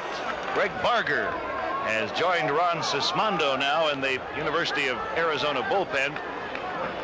Barger, the right-hander, and Sismondo, the left-hander. I'll tell you, Joe, a lot of decisions here. What do you throw Tokunaga for an out pitch? He really is something. It's going to be on the outside half, a waste. Fans go ooh and ah, but Hyman did a good job of yanking that ball back in. It was a little bit further outside than it looked. What do you throw now? I'll tell you, I can't read this kid. He really has got good bat control. Probably go with the deuce. Let's see. 1-2 pitch. Hard ground ball. Chris digs it out, flips to quick, and that takes care of the Rainbows of Hawaii here in the 6th inning. Force play goes 6-4 if you score no runs. There was 1 hit, no errors, and 2 men left on. So after 5 1/2, the University of Arizona continues to hang on to their 4-1 lead over the Rainbows of Hawaii. 5 1/2. 4 runs, 10 hits, 1 error so far in the game for Arizona. 1 6-2 for the University of Hawaii, and down on the field is Justin Dato, so let's go to him. We have with us 3 of the greatest fans in the College World Series. Ladies, could you give us your names and tell us where you're from? Sarah Jones from Austin, Texas. Bobby Jones, Bellevue, Nebraska. And how many years have you been coming to the College World Series? About 10 years. About 10 years. Since 64. Thank you. We have your name, please. Eleanor Buss from Council Bluffs, Iowa. Tell me, what is the most memorable game you've ever seen in the College World Series? Well, I think the night that Minnesota had Southern California beat, we thought, 9-0 or something like that. Dave Winfield had pitched such a wonderful game, and Southern Cal came back in the 9th, I believe, to win the game. That's right. Back upstairs. Did you see Justin smile when Yeah, she said Southern Cal? You know Cal. that. Those Casey Southern California guys. Casey Candell coming up to lead it off for Arizona, and we talked to Casey about his defensive play and whether he had to play in tight because of the Hawaii speed. Well, just like their first 2 hitters, and I think their number 6 hitter, they got the good speed and they can drag bunt, so I got to play in sometimes, but not on their big hitters. And a young man has played very well at third base this evening, and he has also produced at the plate with a base hit and a run scored. He did that back in the 4th inning, so he's 1 for 2. Joe, we haven't mentioned much about Olmos. Throws pretty good. Drops down a little bit and makes it move, can turn it over. Not a bad-looking pitchy. Well, he came in the 4th. Ground ball to the left side. Tokunaga over. Long throw, and Candell can fly down that line, but he beat him by about a step. Well, you know, it takes a runner 4 counts to get to first. You got to get rid of it in 3, and you saw some excellent footwork by Tokunaga. Throws off the back foot, locks the front foot, then you jackknife the back. That gives you a little extra. He's got a good arm, and he makes the play look kind of easy. Clark Kirst will be the batter. He singled in the 4th inning to drive in a run. Came around to score himself later in the inning. He's 1 for 2. He is really a stand-up, straight type of hitter. You got the feeling if you can keep it down, he'd be in trouble. But the last time he fooled me. They kept it down. He drilled one. That hit him in the right foot, and he'll go down to first base. He just kind of shook it off. There wasn't an awful lot of velocity on that pitch, I don't think, Irv. Well, it looked like a breaking ball. It just caught him in the thigh. It is a breaking ball. He had started to pivot. It committed himself, and the ball catches him. I guess it got him down lower than the thigh. Well, that'll leave it up to Don Hyman. Hyman with a base hit in 2 trips. He was at second base when when John Moses singled in the 4th inning and was gunned down at the plate on a strong throw by Kevin Williams from right field. His base hit in that inning number 4 drove in a run. What was impressive about that, there was 2 out and Hyman was off with the crack of the bat, and Williams just gunned him down. Good fastball from the left-hander. Taking a look at Olmos, it doesn't look like he would have much of a move the way he deals. He barely raises the right foot. Doesn't hold you particularly close, and I wonder if Jerry will try and take advantage, because that it's going to be very difficult for this kid to pick from that motion and have much on it. Chris doesn't get a real big lead over at first. Of course, I'll tell you this, he's got the old equalizer behind the plate. That kid has got a pretty good arm, and plus the ball's getting up there pretty fast when you don't raise the leg on the mound much. Hyman had to skip out of the way of that inside delivery, and the count even on him now, a ball and a strike. Outfield straight away for the Wildcat catcher. Deep and left is Erdahl. Hyman was looking for the hit and run. I don't know if Jerry gave it to him, but that's what he wanted. That's why he got out of the box 1-1 to take a good look. Wants the hit and run here. 1 man down, infield at double play depth. Took something off that one and got it in the inside corner. Hyman didn't like the call. Thought the ball was up. Actually, he's a little disappointed. The ball looked like a watermelon, and he just wasn't ready to hit it. 1 ball, 2 strikes on Don Hyman. On deck is Dwight Taylor.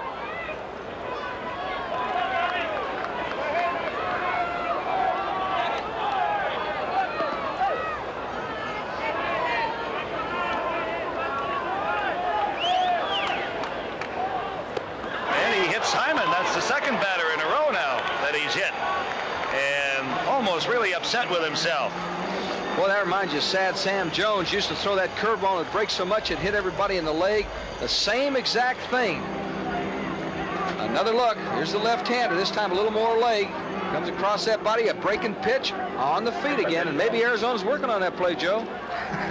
Either that or almost going to put him out of the game one way or the other. No, he is really upset. Mark, very upset with himself with those last two pitches. So there are men at first and second with one down now, and Arizona, with a little help from Mark Olmos, has something going, and Dwight Taylor is the hitter. He's 2 for 3, singled his last 2 times up. It shows you the respect that they have with a man on first and second, the first baseman, one out, normally behind. And Deshevsky can't do it. He's got to play on the grass. He's Perkins on the grass. And so is Perkins, the third baseman. And that's what speed will do. That means you just have 2 more gaps if you hit a ground ball. Second baseman Reese has crept in a little bit too. He's not back as far as he might be in this situation, looking for the double play ball.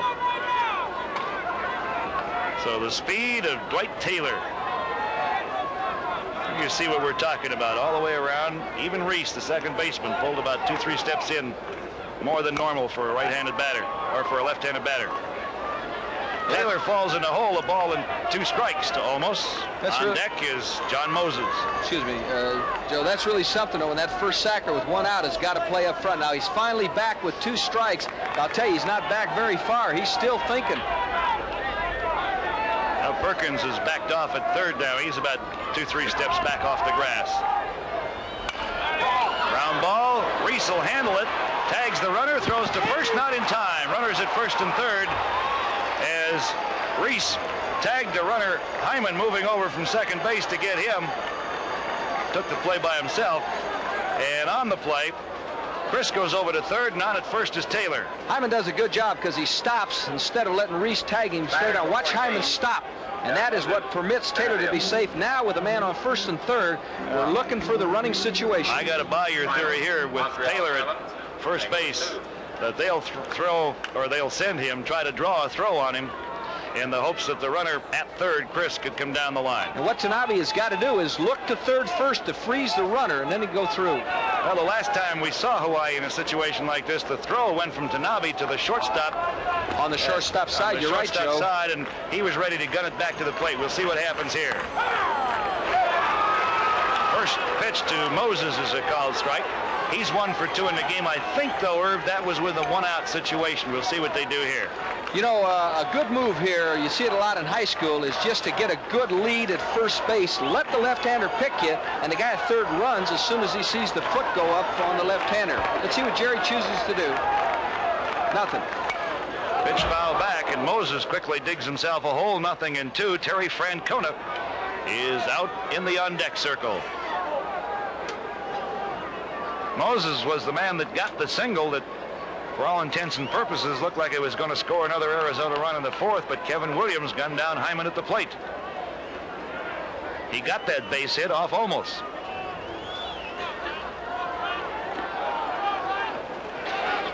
The left-hander is ready. Here goes Taylor. Pitch fouled back out of play. Hit and run on for the University of Arizona that time. Or else the pitch was just too close to take, and I think that may have been the case with Moses. Fought it off. Runners at first and third still. Taylor, a good lead that time. He was going all the way. Chris at third, Taylor at first. 2 gone. Bottom half of the 6th. Arizona leads it by 3 at 4-1, trying to add to it here. The battle for the 1980 College Baseball World Series crown. Here comes the throw down to second base, and Tokunaga can't handle it. Here comes the runner. Chris, he'll score. It was a bad throw from Tanaba. He did not get the throw off that he wanted that time. Throw was in the grass. Ball was low, as Joe points out. There they go. Let's see if Tanabe freezes him. Looks quick to third, just as low with the ball. Tokunaga has the play, and here's an easy run. And the delayed double steal is just a difficult thing to defense, and Hawaii doesn't have the right answers this time. Another look. Taylor with a great speed. He's not going to be caught. Of course, many times you'll hold up and get in a run down there. Just make sure the runner scores. They've charged Tanabe, the catcher, with an error. 3rd error of the game on the Rainbows, and Arizona leads at 5-1. The count on John Moses now goes to, well, they said he went. The The scoreboard indicated a ball, but they said that Moses went around on it. And you can look at it again while we give you the totals in the inning.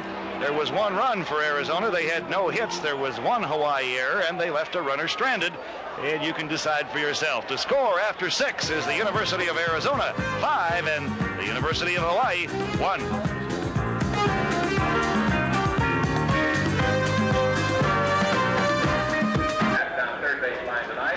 5-1, the University of Arizona leading the University of Hawaii. Get a chance to watch Jerry Kindle in the third base coach's box as you see the call made on John Moses, and he's not very happy with the call. Jerry says, no way. But it'll stand, and we'll go now to the top half of the 7th inning, and the Rainbow is going to have to get something moving. They have threatened in the last 3 innings, in inning number 4, 5, and 6. And they will try to do it with the top half of their order here in the 7th. Rick Bass, Thad Reese, and Colin Tanabe.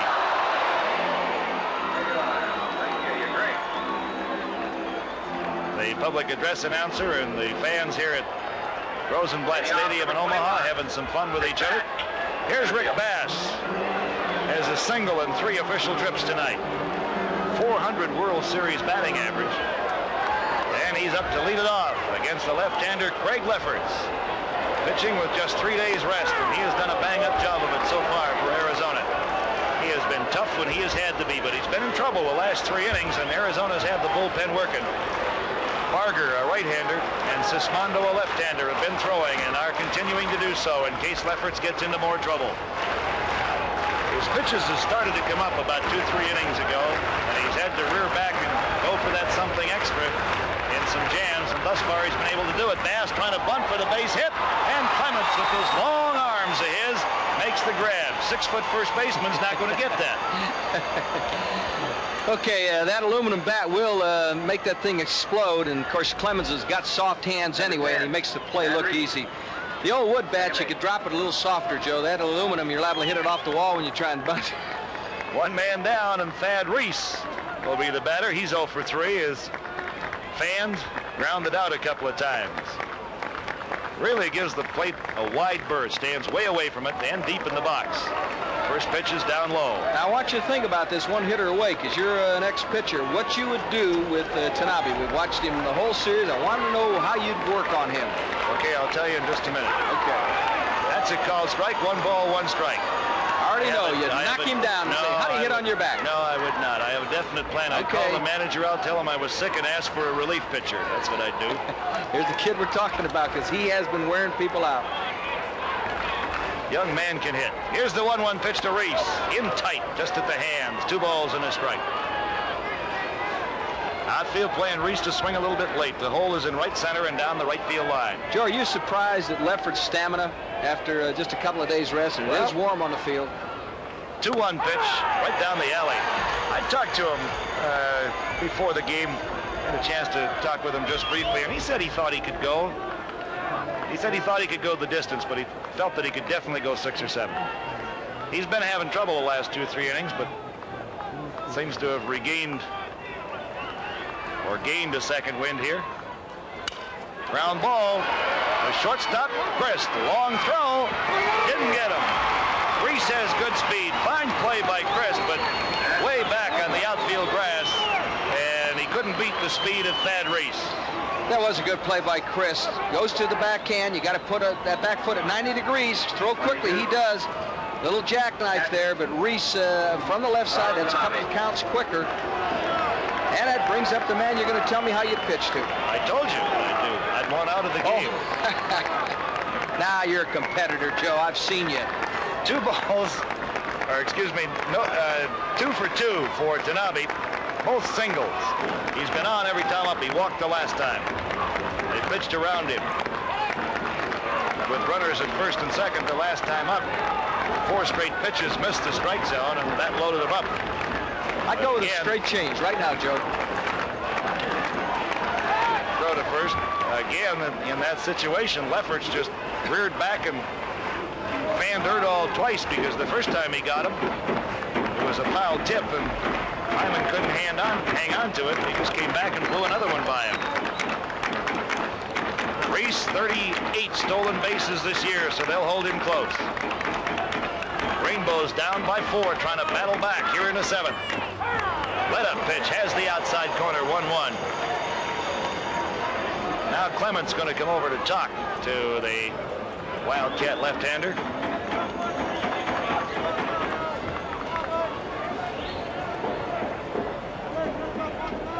Colin Tanabe has had an outstanding series.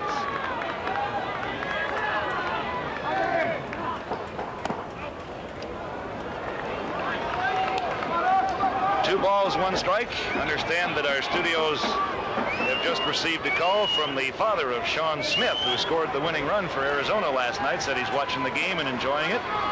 We've enjoyed Sean. Here's a 2-1 pitch. Line shot up the middle.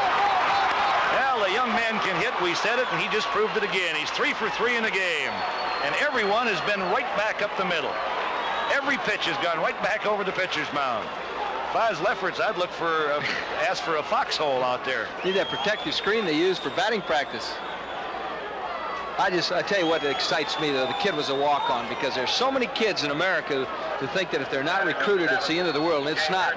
And there's the best example I can think of. We saw a kid from Miami the same way who was drafted, and it was a walk-on. And, you know, you just get out and show somebody they were wrong. They made a mistake, and Tanabe definitely has. 15,276 watching this game tonight. That is a new single-game College World Series record. Just some great fans, and of course that sets a new, as you look at the base runners, at second base Reese, first base Tanabe, with one man down here in the 7th for Hawaii. That also sets a new total attendance mark. High fly ball center field. Moses had started back, now moves in, makes the catch, and the runners will have to go back again. So Erdahl flies to center, and the batter will be Les Kakazu, who was robbed of a base hit the last time up on a brilliant play by Ron Quick, the Arizona second baseman. Jay Erdahl's really had a tough time. He's been up with men on base 3 times now in that 4-hole, as Tanabe has done his job, and Jay just having a very difficult time with the left-hander Lefferts. 95,406, the new College World Series total attendance record. 2 gone, and it's all up to Les Kakazu. That attendance figure is going to make Jerry Miles, the tournament director, smile. He was hoping for the record, and they get it. Lefferts hangs that one upstairs. On deck, if Kakazu can get on, is Kimo Perkins. Both pitchers, Barger and Sismondo, are ready out in the Arizona bullpen. They're just kind of standing around watching the proceedings right now. Both threw on Wednesday night. Barger threw 4 innings in relief, and Sismondo, the starter, went 7 innings. There's the young men we were just talking about. Just saw some leadership, Joe, as Hyman went out and he called Quick in. He says, "Are you aware that this guy hit you last time?" Quick says, "Yeah, I'm aware. I'm ready." 1 ball, no strikes. The count on Les Kakazu, as the Rainbows need some runs pretty quick. We're in the top of the 7th, and they're down by 4. 1 ball, 1 strike. Still throwing hard. That had a little tail on it. Looked good. He seems to have been able thus far to reach back and get something extra when he gets in trouble, and he's been in trouble in the last 4 innings. Foul back, out of play. 1 ball, 2 strikes on Kakazu. Les hanging in there. He's still looking for his first World Series base hit. He was absolutely blindly robbed by Quick the last time up. It was headed for center field, and Quick cut it off. Not a bad looking hitter, Joe. He really throws the barrel. Didn't mean to hit it. Little number. Christ has it on the hop to Quick. Not in time. Oh, hands are safe. Quick is hot about the call. They better call timeout before they do anything else. Time has been called. Well, we've got our first rhubarb. Quiet Jerry Kindle is coming out because Quick could get thrown out of this ball game, and that is not what you want. Now look at Kindle. He is upset with Quick. Now Ron Quick is a vicious competitor. He wanted that out. Actually, I felt Chris should have went the first one. Jerry did the right thing. He got in there and got Quick out of there in a hurry. And yes. Now look at Jerry. He is not hot at the umpire. He is hot at Ron Quick. All right, here's another look now. It's up the middle, so it's going to be a tough play. We've got excellent camera work on this. This is Chris, and here's his decision. He makes the wrong decision, and I believe he's there from what I saw of the live proceedings. On the replay, it looked like a correct call by second base umpire Boyd Maurer. And this youngster could get thrown out right now. That is not what they need. That's why you saw there's Clark Chris doing a very smart thing. Comes in, calls time. That allows Jerry Kindle to get out on the field, and Jerry got in between Quick and the umpire just in time. At any rate, the bases are loaded as you look at the play again. And the batter is Kimo Perkins. Second time the Rainbows have had the sacks full. First pitch from Lefferts. Good breaking ball on the inside corner. Strike one called. 1 for 3 for Perkins. Got a base hit in the fourth when the Rainbows scored. He has driven in the only Hawaii run of the game. He normally goes up the middle when he's swinging the bat well. 2 gone. Top of the 7th. Hawaii threatening. Outside, and Hyman had to scoop that one out of the dirt. Hyman's pretty good at that. Only 3 pass balls all year long.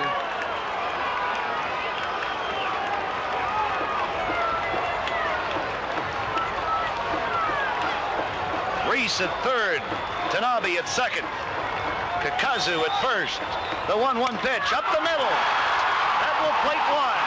They're going to wave Tanabe around. Here's the throw from Moses. It is cut off. Clements relay. They drop the ball. Hyman dropped the ball, and Tanabe is safe. He had him. The plate umpire, John Bible, was about to make the out call, had just started to raise the right arm, and the ball trickled out of Hyman's glove. Well, a big first baseman, Clemens. Look at that dugout. Now, hey, these kids are not beat. I'll guarantee you they've come too far. They think they can win it. Clemens did a good job on the relay. They were hollering relay all the way. And the throw to the dish, as you point out, Joe has him. Here's Tanabe. He's a horse. There's going to be a collision here because Hyman won't back down from anybody. Look at this. You talk about college baseball at its finest. He is out of there because Hyman blocks the plate, but the ball is jarred loose, and we got ourselves a dandy. The runners at second and first, respectively. Les Kakazu, Kimo Perkins at first. Here's the throw from Moses. You'll see it from another angle. The relay by Clements. He had him. He sure did. That's excellent camera work once again.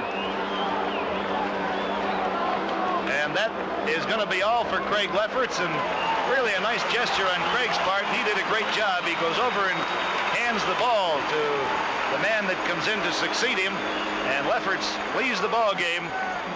He did just exactly what Jerry Kindle wanted him to do. He went out, threw as hard as he could for as long as he could. He was in trouble in the 4th, 5th, and 6th innings, and really struggled in and out of jams, and finally they got to him for a couple here in the 7th. And now Jerry Kindle goes to his bullpen and brings in Barger. He's a hard thrower. We saw him the other night, Joe. Greg Barger, a junior, 6'2", 185 pounds. He is from Torrance, California. Wears number 26 on his burgundy top. And let's see what Greg has done thus far this year. He appeared here Wednesday evening in relief through 4 innings then. This will be his 29th appearance of the year. He has an 8-win and 3-loss record and a 3.26 earned run average. 102 innings pitched. He has given up 50 runs, has walked 46, and fanned 73. Really predictable. Perkins with ice in his veins gets a base hit. We look at the play at the plate. You're looking at a great competitor meeting another great competitor. 2 catchers, both used to punishment. Drops the baseball, and here's a John Bible hanging in there to make the call. We had a chance to talk to Barger prior to the start of the game, and we talked to him about the 4 innings that he pitched on Wednesday and asked him about his arm, whether it was really resilient enough to come back after just 1 day's rest. Yeah, it definitely is. My arm's gotten a little bit stronger since I am a relief pitcher and have to come in every so often, so 4 innings is definitely enough time. Well, he worked 4 innings and has had just 1 day rest. There's your totals. 5, 10, and 2 for Arizona. 3, 10, and 3 for Hawaii. And the Rainbows have the tying runs on in the persons of Les Kakazu at second base and Kimo Perkins at first, as Greg Barger. Okay, we've got a pinch runner out at second base for the University of Hawaii. That is Joel Lono. He's a pitcher, but he's in there as a pinch runner right now. So Lono running, and the batter is Kevin Williams. 1 for 3 in the game, and he can fly. And Joe, this is fun. I hope the people are enjoying it as much as we're having the fun bringing it to them, because it's just fun. These games have been something else. Williams got a base hit his last time up in the 6th inning. Les Murakami has come down and had a conversation with Kevin. There are 2 gone. It'll be strength against strength now. Williams likes to go up the middle with the ball, and Barger really hasn't shown us much of a breaking ball. He just plays good old country hardball.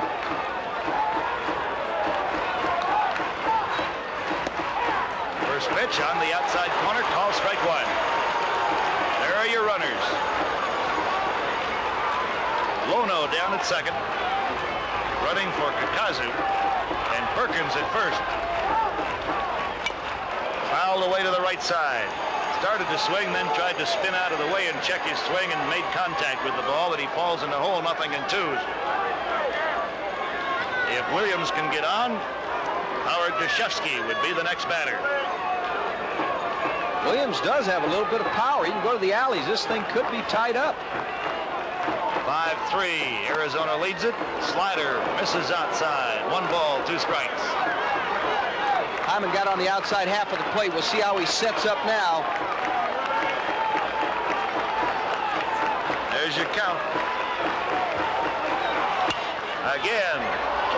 Williams spoils the pitch, fouls it back out of play, and stays alive. Well, he was sitting right in the middle, counting on the fastball to move and throw it by Williams. He had a pretty good rip at it. Well, I think that could be one of the problems that Barger might have. When fastball is your number 1 pitch, 1 day's rest after going 4 innings for a relief pitcher could take something off that fastball.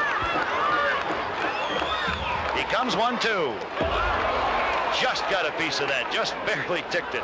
And that good little competitor behind the plate is upset with himself, but that'd been tough to hang on to that thing. That thing came off the top of the bat and started to rise. There's Les Murakami down at first base, hoping to guide his Rainbows to a national title, their first time ever in this tournament. Barger ready. 1-2 pitch.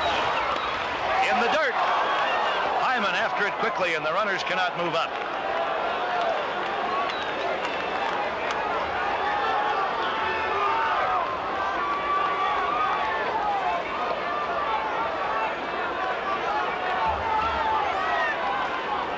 This Williams kind of fearless. Looks like he's going to lean back and wait for that fastball. Let's see if he handles it. Well, he's going to make Barger wait a little bit now. Barger on in relief of the starter, Craig Lefferts. 5-3, Arizona leads it. 2-2 pitch to Williams. Slicing foul, that'll go into the crowd. So Williams hanging tough against the right-hander, Craig Barger. Well, if you just pull the string a little bit, you have the feeling Williams will be way out in front. Now he's just staying back on that back foot and just feels that Barger's going to throw him heat.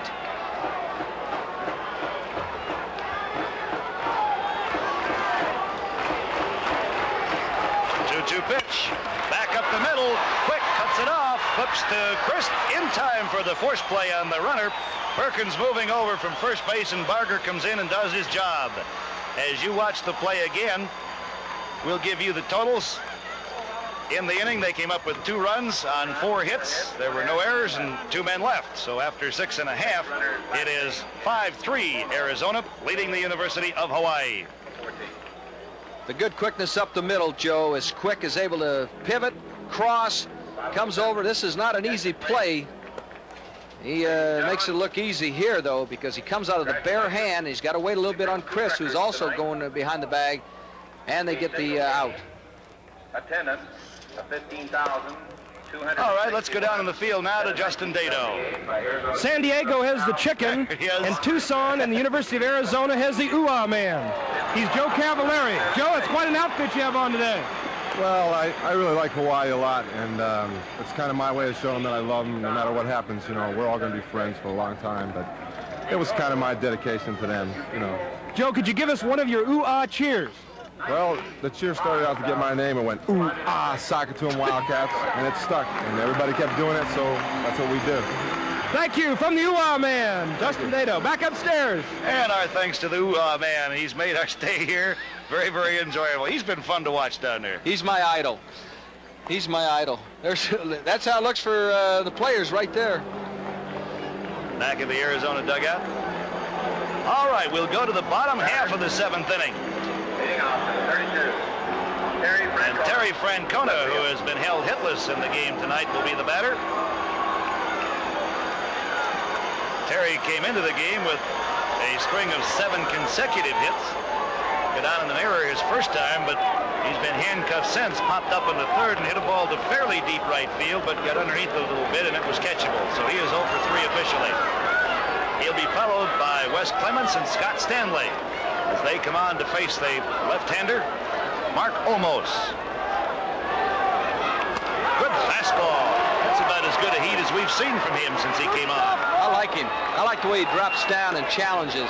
He's only given up 2 hits since coming on back in the 4th inning. Arizona just doesn't swing the bats as well against the southpaws as they do the right-handers. Breaking ball, Francona trying to spin out of the way of it as it didn't break a heck of a lot and hung up inside. Terry had it hit the bat. Almost as hit 2 batters, so that'll keep you a little loose. Both of those hitters were right-handers, however.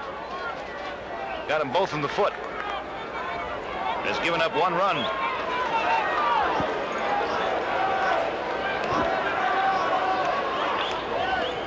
Another fastball. Francona kind of waved at it, and he goes down on strikes. That's the first time I've really seen him look bad in a pitch in this series. Well, I tell you, give credit to the kid on the mound almost, because Francona has shown us excellent bat control, and that kid handled him easy.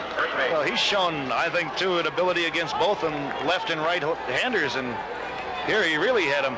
There it is, 0-2, and boy, he comes down. Look at him drop down, Joe, and he breaks off a honey, and Terry out on that front foot, the back foot up in the air, nothing. That'll bring Clements to the plate. West 2 for 3 tonight. Doubled and scored in the 2nd inning. He singled, was left stranded in the 5th. That's the 3rd strikeout for Olmos since he came on in relief. Has worked 2 2/3 now.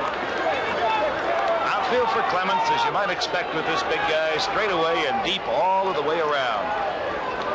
He hits the right-handers better than he does the left-handers for some reason. I just think that's that inexperience. He just hadn't played that much. 2-0 pitch. Line drive, left center field. He's got his 3rd hit of the night. It is cut off in center by Bass. Clements digging for 2nd, and he'll go in standing up with his 2nd double of the evening. Hey, he runs pretty good, Joe. Fine job by Bass, and still Clements reached 2nd base. Well, looked like it just might make it up the gap to the wall, but Bass did a good job of cutting it off. 40 seconds up. Here's Bass, who's got excellent speed. We've mentioned before his father, Dick Bass, of course. Here's a good gun. Tokunaga's out on the grass now to take it, and the big kid Clemens goes in standing up. He moves out pretty well. So with 1 gone and a runner at 2nd base, it'll bring Scott Stanley to the plate. Stanley has had a hot bat tonight. He's 2 for 3, but both of his hits came off the starter, David Smith, the right-hander, and he has gone down swinging his only trip to the plate against Olmos thus far. Tell you what's important for Stanley. If he pulls the ball and should have him get a single to right, Williams with a good arm is going to go to the plate, and Stanley's got to move to 2nd base. He's got to be thinking that. Become a base runner as soon as you hit the ball. Fouled off to the left side. Nothing in 1 on Stanley. On deck is Ron Quick, the 2nd baseman. Clements out at 2nd with 1 man down. Arizona leading in the game here in the bottom of the 7th, 5 to 3, trying to get themselves a little breathing room.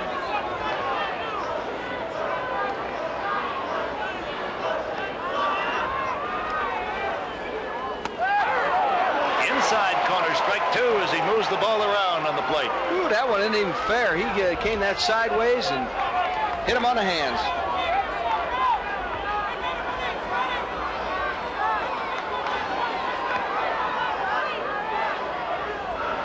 Here's the 0-2 pitch. Just missed inside. Tanabe thought he had him. Guy's pretty tough against those left-handed hitters. Just pretty tough. That is not a bad shake at all. 0-2. Look at him drop down, Joe.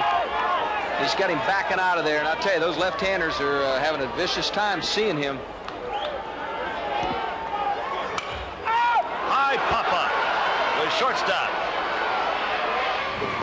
has it, and there are 2 men gone as Tokunaga hauls it in.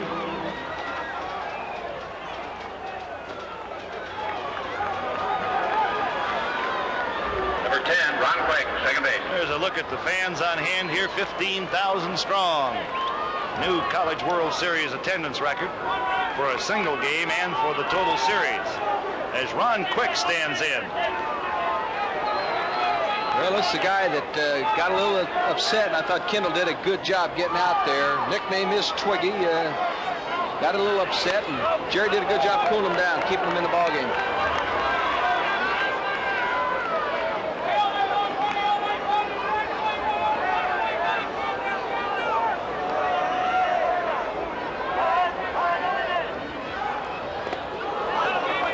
He had to skip out of the way of one of those breaking balls that almost has had some problems with.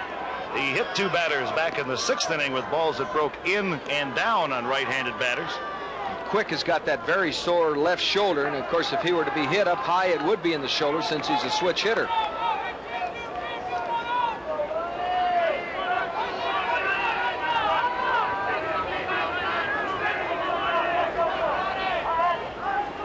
Pitch way upstairs. Okay, Mark. Let's go, Mark. Your pitch now.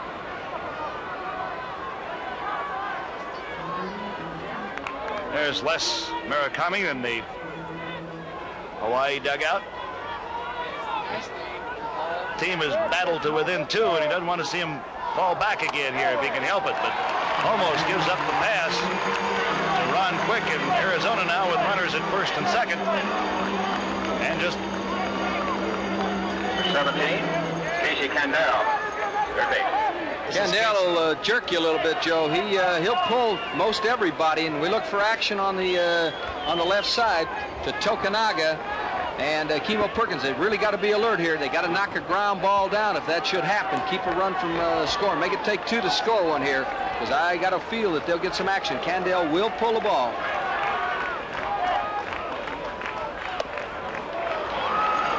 outside for a ball to Casey Candell. He got a base hit in the 4th inning.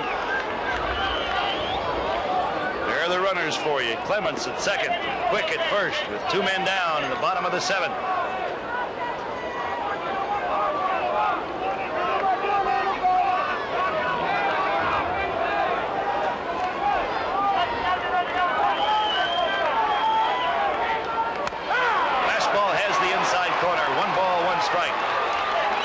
Looked like $1 million.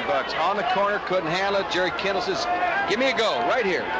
Ducks on the pound, knock him in. I tell you, this young man, Mark Olmos, has as good a velocity as any of the relief pitchers we've seen for Hawaii, but he's having trouble with his control, and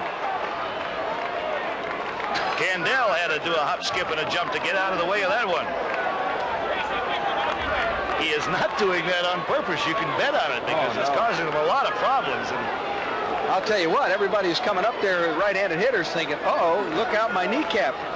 Well, the runners have moved up now to 2nd and 3rd on the wild pitch. Wild pitch. Clements over at 3rd and Quick at 2nd. We're going to get a visit from the Rainbow pitching coach now, Carl Furatani. Coming out to talk to Mark Olmos to see what the problem may be. And we have activity in the University of Hawaii bullpen. That is Sam Kakazu. He is a cousin of the young man that started the game as a designated hitter for the Rainbows, Les Kakazu. Les, by the way, was lifted for a pinch runner, and we're going to get a visit from Sam right now. He's going to be called on as Les Murakami decides to make his move and wait no longer. He's coming out of the dugout, and he is pointed to the mound. And Sam Kakazu, who was an infielder when he started out at the University of Hawaii, and Les turned him into a pitcher, comes on to do the hurling now, and leaving is Mark Olmos. Mark came in a tough situation, got a fine throw from his right fielder Kevin Williams to get him out of a jam in the 4th, and he's been tough ever since. We had a chance to talk to Sam prior to the game, and we talked to him in particular about the left-handed batters in the University of Arizona order, and as to just how he would go about pitching to them. And we'll get a chance to hear his answer on that right now. So let's hear what Sam Kakazu had to say about left-handed batters. With the left-handed hitters. Well, I'll try to keep it on the outside and try to make it break down away from the batters. If I come inside, they might come around on it. Hey, that's Sam Kakazu, and let's tell you a little bit about Sam. He is a 5'8", 160-pound junior from Kaneohe, Oahu.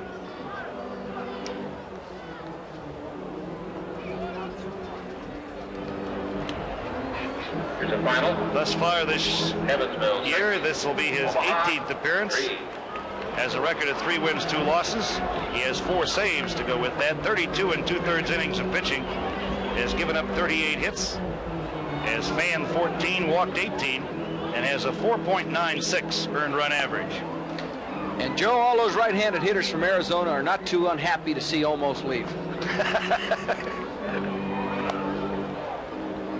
Go home and inspect their bunions to make sure they're still there. I'll tell you, I was impressed with him. He had a little trouble with his control, but I guarantee you, they were light in the sand. I didn't see anybody digging in on Olmos. No. No, he had good velocity. Threw really hard, and he dropped down well, turned it over.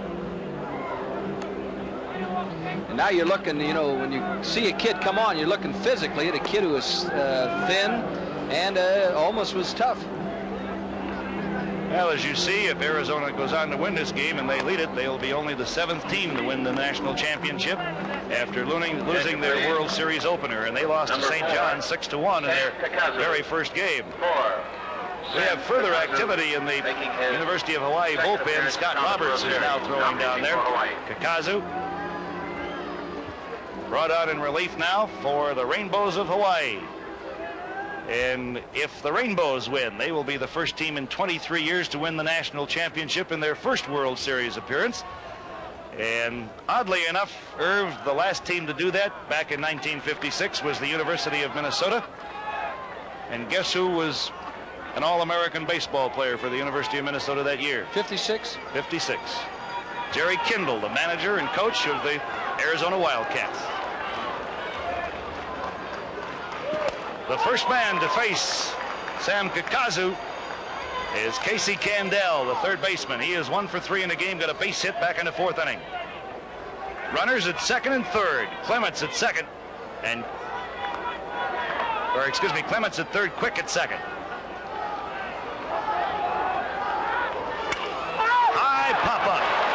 The first baseman, Deshevsky, calling, Reese calling. They both go after the ball, and Deshevsky makes the grab. A little dissension out there. Little traffic jam halfway between 1st and 2nd, but the bigger man prevails. No runs on 1 hit. There were no errors, and there were 2 men left. So after 7 complete now, it's Arizona 5 and Hawaii 3.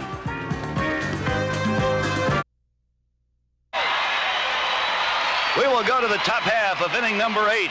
Joe Boyle along with Irv Brown and Justin Dado here on hand at Rosenblatt Stadium in Omaha, Nebraska. The final game of the 1980 College Baseball World Series.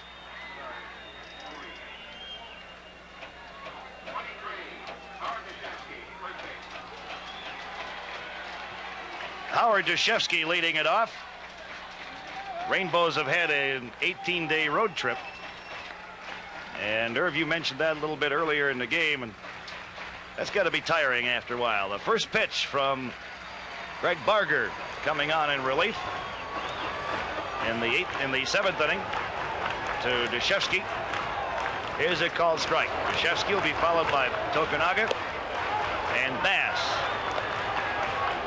1 ball, 1 strike to count. Deshevsky 1 for 2, a single in the 5th inning.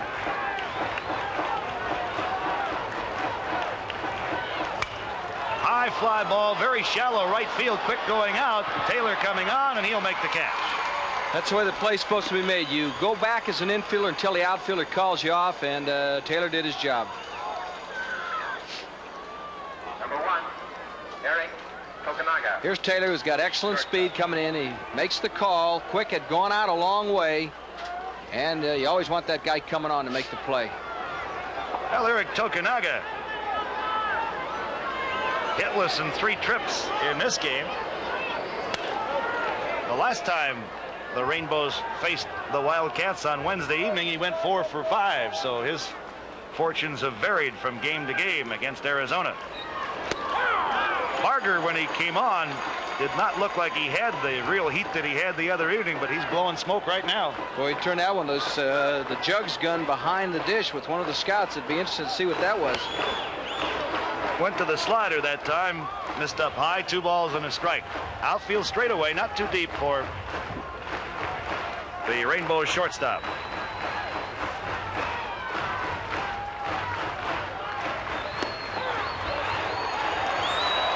Got that one over the outside corner. Count evens, 2 balls, 2 strikes.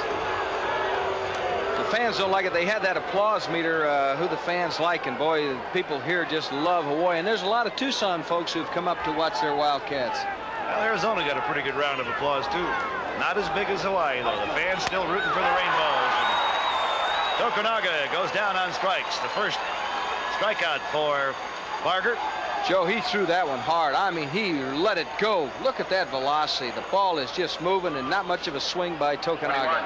Leading off, Rick Bass. With 2 gone, Rick Bass will be the batter. 1 for 4, a base hit back in the 5th inning.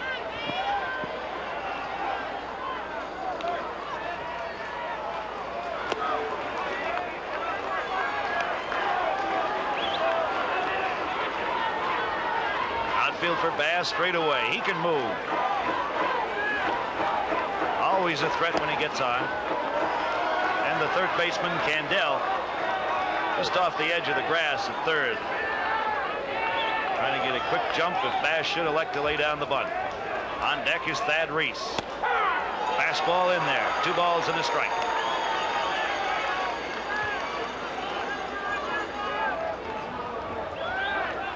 Wes Clements at first. Ground ball to the shortstop. Chris digs it out neatly, guns his throw, and just barely got past by a step. He can really motor down that line. But get him he does. 3 up, 3 down for the Rainbows in the 8th. No runs, no hits, no errors, and nobody left on.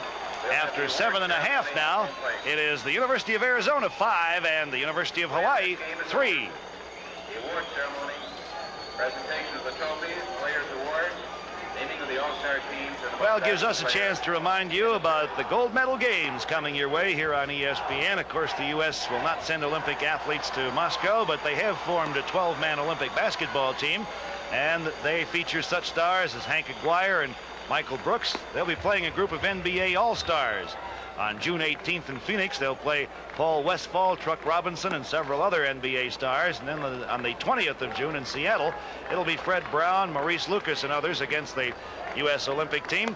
And you'll see it right here on ESPN, your total sports cable network, at 11 p.m. Eastern and 8 Pacific, June 18th and June 20th. And we have even more sports coming your way because the Carte Blanche tennis continues on ESPN from Sacramento. Rod Laver, Ken Rosewall, and the like.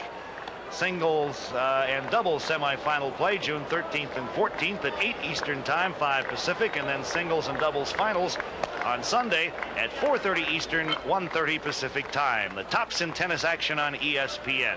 Joe, you know that Michael Brooks playing in the gold medal games had a chance to referee him a lot. Played for LaSalle with Lefty Irvin. He's going to be a high pick in the NBA draft coming up. He's just excellent.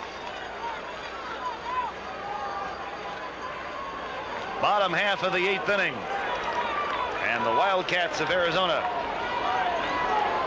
send Clark Christ, Don Hyman, and Dwight Taylor to the plate. Look at this. Sam Kakazu went from the hold-on motion, and nobody's on. He's more comfortable that way, and you occasionally will see somebody do that. Well, as we said when Sam came on, he's a converted infielder, and Les Murakami evidently saw something in him that he thought he could make a pitcher out of, and I talked to Sam, and that's probably the way he learned to pitch, because I'm sure they anticipated using him as a relief pitcher, and he throws right out of the stretch. Very unusual. Nobody on.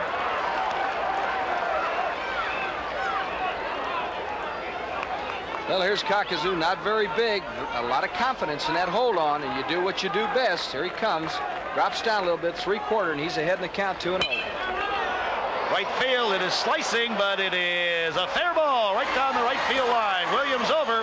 Christ on the way to second. He'll go in standing up with a double. Well, Christ went the other way with the pitch. Has himself a double, his second hit of the ball game. He's got pretty good speed. He got outmoved pretty good. And now Arizona looking for that insurance run. Boy, this is nice. 0-2. Kakuzu gets a little careless. The ball, like it has eyes, finds the line. This is a good throwing arm, but Chris just has it easy. And what do you do here if you're Jerry Kindle? Do you have Hyman, who's got a little power sacrifice? I believe you got it in this stage. Or else I think Jerry would like another run, so he may try to move him over here with Hyman, although Don has had the hot bat over the last couple of games. He had well, two and you runs play your driven hunches in. too, Joe. You're right. You play your hunches. He's 1 for 2 in this one. Got a base hit in the 4th. See if you called it. Sam Kakazu on the mound. He's going to bunt, and he fouls it off. Well, Jerry Kindle and Irv Brown thinking exactly alike. And I'm up here, and he's playing for the national championship. And Colorado never made it here. 0-1, the count on Hyman. He steps out of the box, checks with Kindle down at third base to see whether the bunt sign is still on.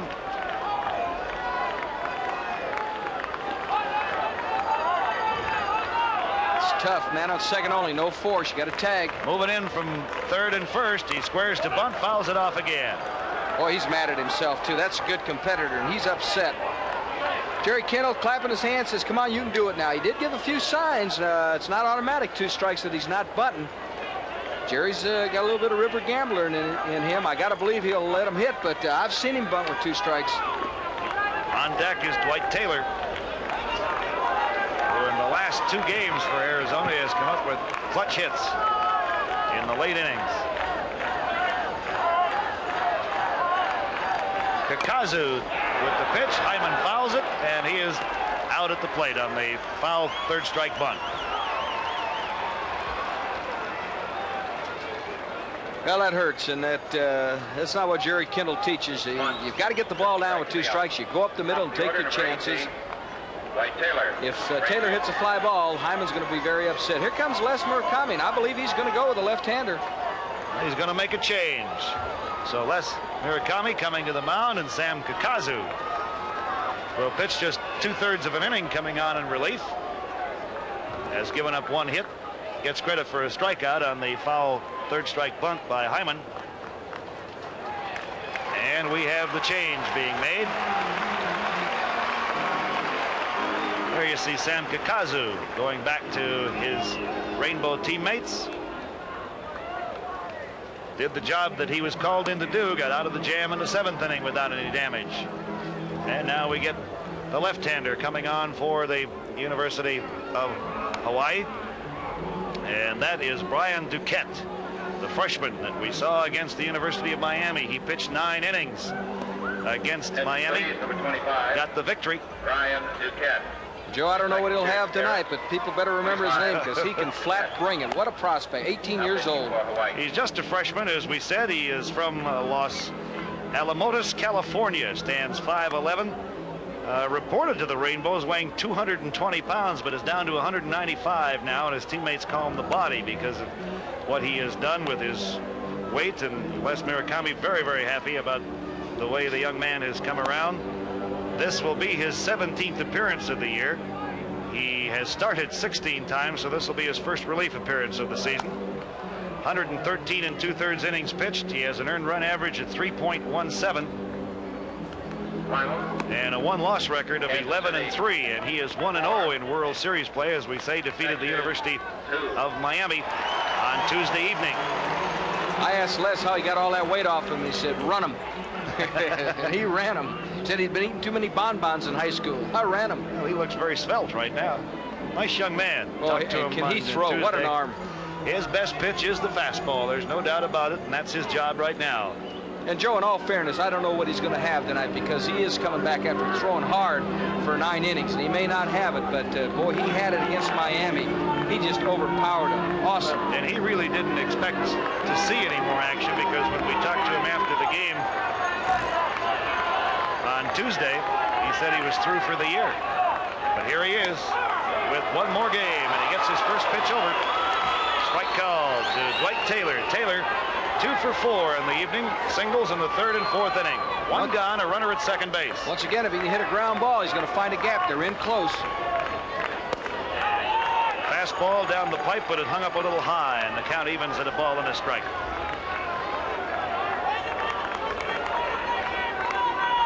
Arizona and Hawaii battling it out for the national championship. Threw that pitch pretty hard. Last half of inning number 8. Let up pitch. Just missed with it. Really took something off that one. 2 balls and a strike on Taylor with Moses on deck.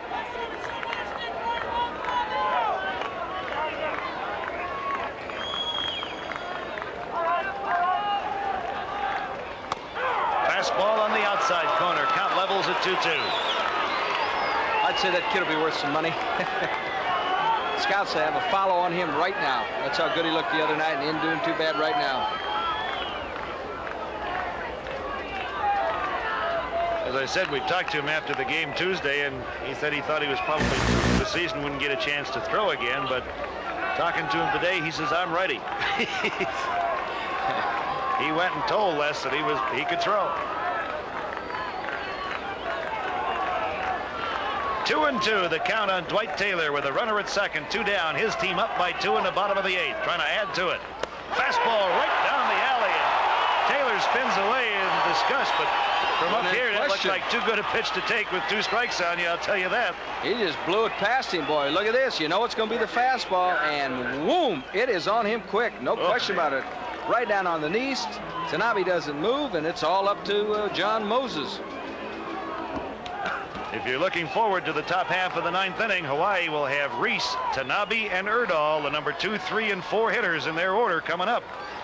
So they've got the meat of the order coming. Here is John Moses. Moves away from an inside fastball, ball 1. 2 gone now. The runner, Christ, who opened the inning with a double, still out there at second base. Moses 1 for 3, a single in the 4th. Fastball, he got around late on it. It drifts foul over the right field bleachers, out of play.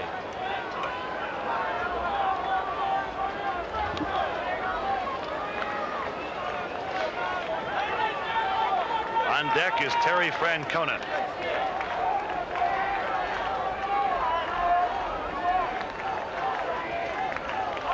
Brian Duquette. He just blew that one by Moses. Was in the catcher's glove before John could pull the trigger. He is really coming hard. Well, he does have a great arm. Look at that classic form, boy. And he looks like a country boy, and boom, throws like a country boy. Hard ball. Just blew that one by him. A ball and 2 strikes. Moses digging into the plate. Foul that one off, stays alive.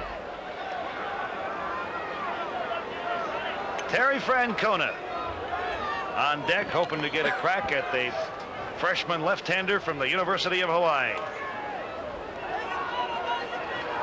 The Rainbows will have one more chance to complete their Cinderella story in this tournament. They are down by 2, trying to keep Arizona from putting any further distance between them.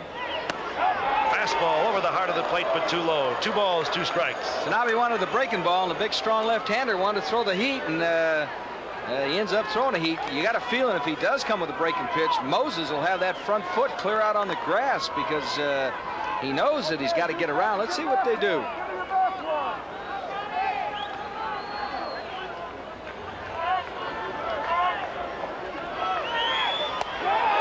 Missed outside. Moses had a notion, held back.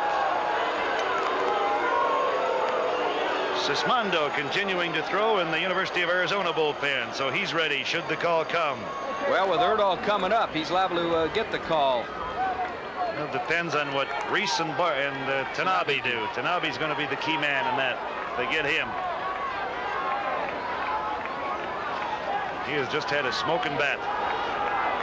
Right now, Duquette needs to get rid of John Moses, so the Rainbows will have a run at it. 3-2 pitch. Grounder to the right side. Reese. Over to first. He pulled the first baseman off the bag. Here comes the runner to the plate, and Tanabe lays the tag on him. He got Crest. You cannot move Tanabe at the plate. Fine play. Error on the throw on Reese. And then the play on the runner goes 3-2. Deshevsky to Tanabe, and that does it. No runs, 1 hit, 1 error, and 1 man left. So after 8 innings of play, it is Arizona 5 and Hawaii 3.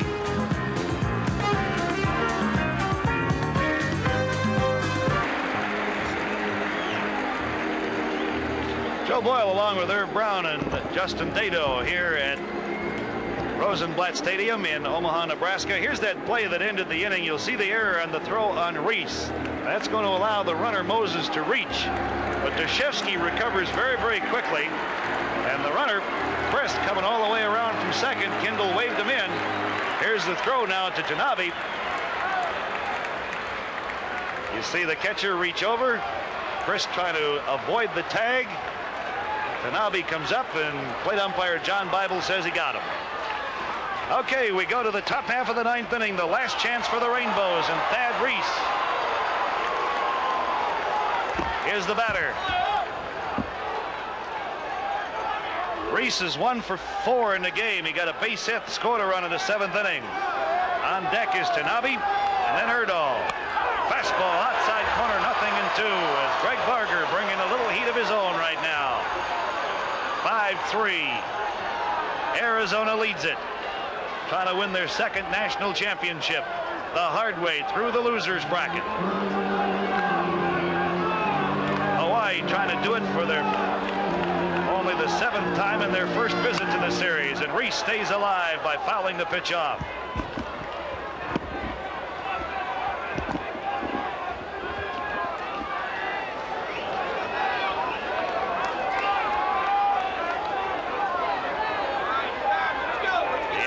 For Reese shaded to the left. They play him to get around late. He pulls it to the right side. Quick there. Has it. Guns his throw, and there's one gone. Well, that's really important, Joe, that they get that leading lady, because here comes the horse, and he's not the tying run now. He, it's just very important. They got the leading lady. Barger did his job. Colin Tanabe is 3 for 3 in this ball game. All singles, all right back up the middle. They were all off the left-hander, Craig Lefferts. This will be his first trip to the plate against Greg Barger. Barger came on in relief back in the 7th. Whistles a fastball through there, and Tanabe looks it over, and it costs him a called strike. Outfield for Tanabe is pulled around to the left. Jerry Kindle trying to win his second national championship in the dugout. Pinning his hopes, and a strong right arm of Greg Barger out on the mound. 0-2 now, the count on Tanabe. On deck is Jay Erdahl. Struck him out. Barger doing the job. Second strikeout since he came on in the 7th. And the batter now is Jay Erdahl. The last out for the Rainbows of Hawaii. Erdahl has to get on to keep their hopes alive. Outfield straight away, deep all the way around for this left-hand batter. Takes the first pitch inside for the ball. Erdahl is 0 for 4 in the series, a .294 series batting average coming in. Next pitch misses inside, ball 2. If Erdahl were to get on, another left-handed batter coming up. It'll be Greg Oniati,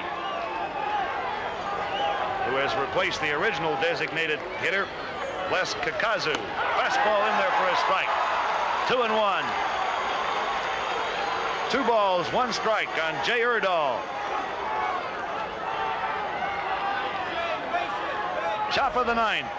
Hawaii trails. This could be it. Quick, over to Clements. Arizona wins the national championship. And Greg Barger comes on and does the job in relief. And the Wildcats mobbing each other out in the field. Some of the crowd is spilled out. The University of Arizona, the 1980 NCAA Division I champions, as they win the College Baseball World Series here at the university, or here at Omaha, Nebraska. And what a great job in relief by Greg Barger. The totals in the game for Arizona: 5 runs, 12 hits, 2 errors. For the University of Hawaii, 3 runs, 10 hits, and 4 errors. And you see the jubilation down in the field for the Wildcats of the University of Arizona. The winning pitcher will be the starter, Craig Lefferts. He is 2-0 in World Series competition, and a save to Greg Barger, who came on in relief with the tying runs on in the 7th inning. There are your totals, and they are correct. And Arizona has won their 2nd national championship. They did it back in 1976 under Jerry Kindle, and they do it again here in 1980 under the same coach, Jerry Kindle.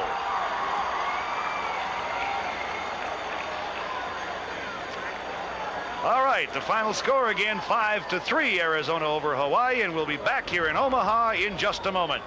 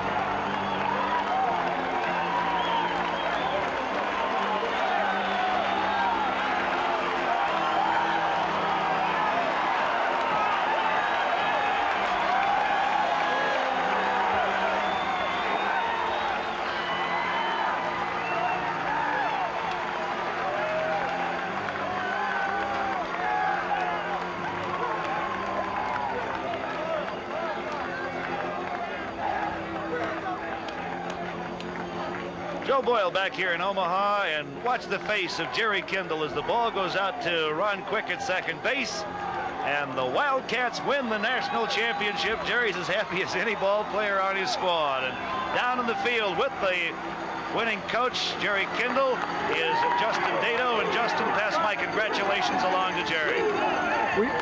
We sure will. We have with us winning head coach Jerry Kindle. There's a lot of commotion here in the field. A lot of congratulations. This is Jerry. This is Arizona's 2nd national championship in the past 4 years. Oh, I'm just thrilled to death. I can't say enough about the quality of these players, Justin, to have come from so far back. You've heard all this before. It sounds cliche-ish, but it's from our hearts, and I just so happy and proud of them, and well, we're just very grateful.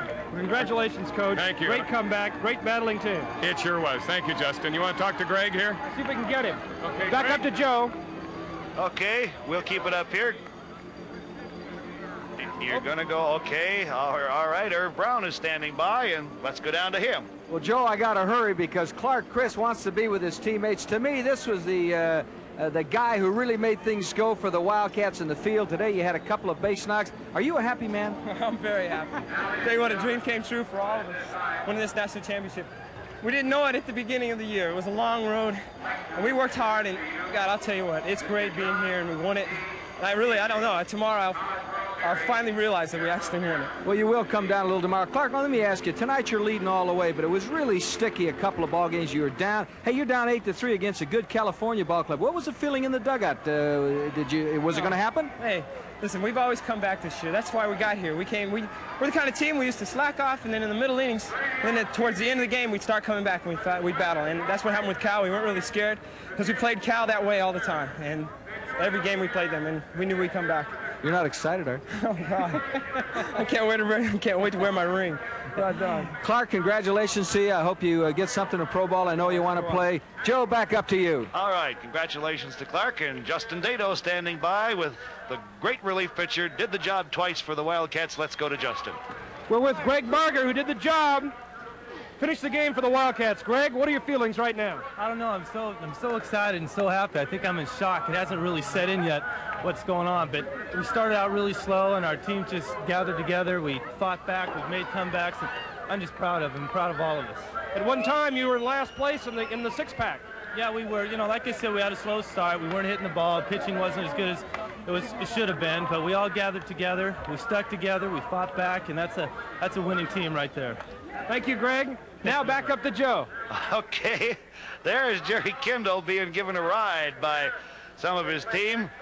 2nd national championship for Jerry, and actually his 3rd, because He came here with the University of Minnesota as a player in 1956 when they were the last team to win it in their first visit to a College World Series. And now Jerry has another College Baseball World Series ring to wear because he has managed and coached 2 University of Arizona Wildcat teams to victory here in the College Baseball World Series. We have the presentation of awards going on down in the field, so let's pick that up. Let's hear it for Arizona.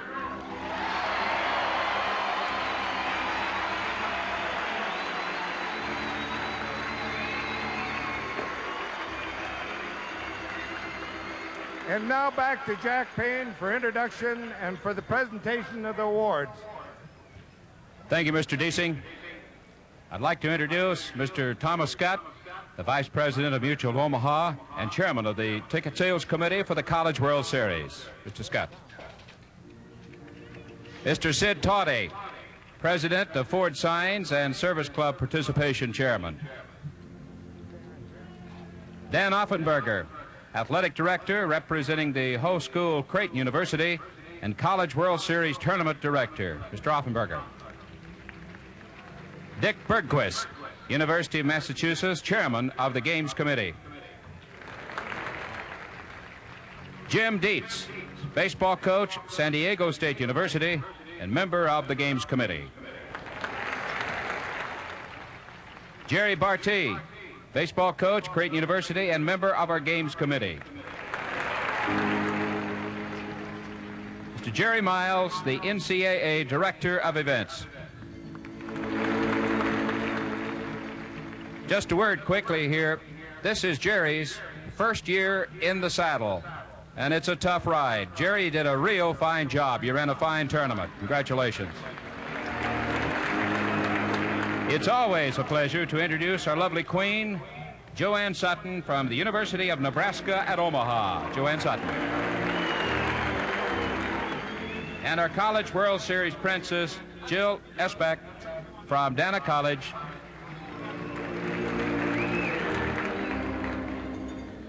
The Sweetheart and Service Club introductions, Central Region, University of Hawaii, Sweetheart Allison Vickman, Clarkson Hospital School of Nursing, hosted by the Concord Club, represented by Robert Henriksen and Bob Griffiths. And the Western Region, University of Arizona, Sweetheart Deb Thompson, Midland Lutheran College, hosted by the Exchange Club, represented by Leroy Olson and Don Mullins. Now I'd like to call on Jerry Barty to present the individual player awards to the runner-up team, the University of Hawaii.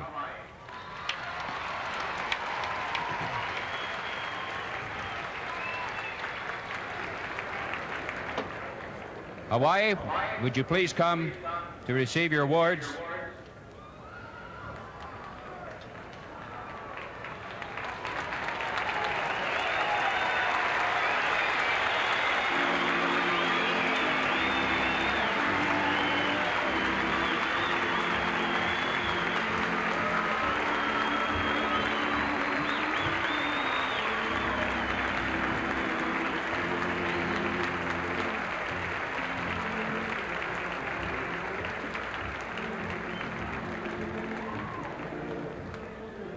Eric Tokunaga.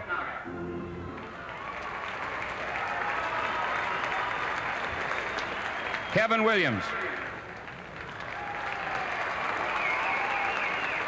Sam Kakazu. Wes Kamura. Wade Mauricio. Jay Erdahl. Les Kakazu. Thad Reese.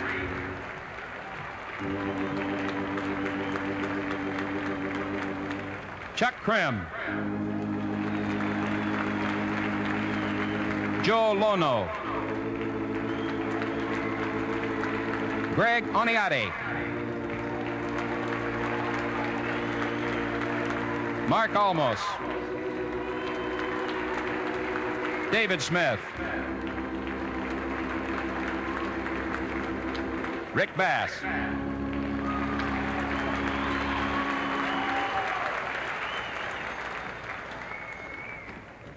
Colin Tanabe.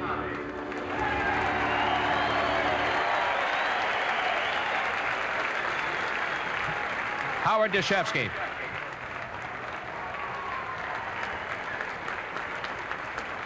Larry O'Connor. Brian Duquette. Alan Lane.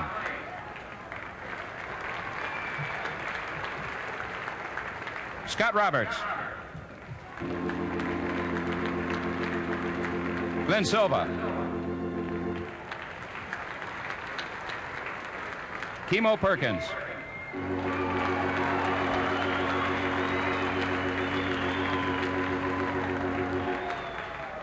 Head coach of the Rainbows, Les Murakami.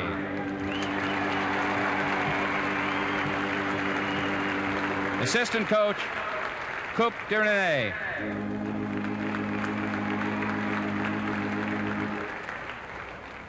Assistant coach, Ron Nomura.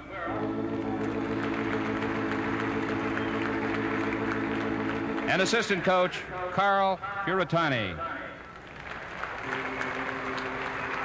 Congratulations, Rainbows. And now, Coach Jim Dietz to present the runner-up trophy to Coach Les Murakami.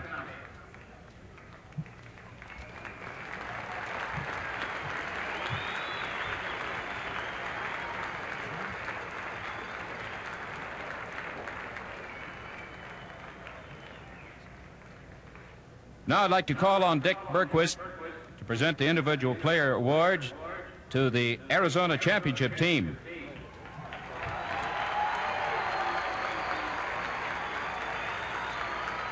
Pat Rossler.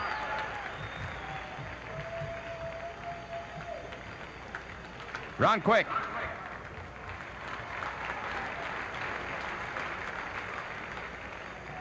Craig Lefferts.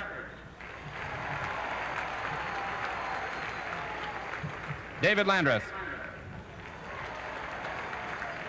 John Moses. Sean Smith. Scott Stanley. Casey Kendall. Dwight Taylor. Wes Clements.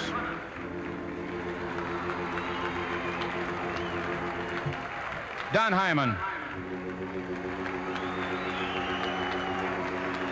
Ed Vosberg. Greg Barger.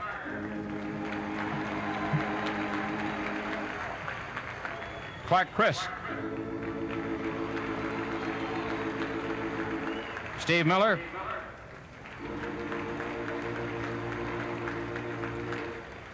Terry Francona.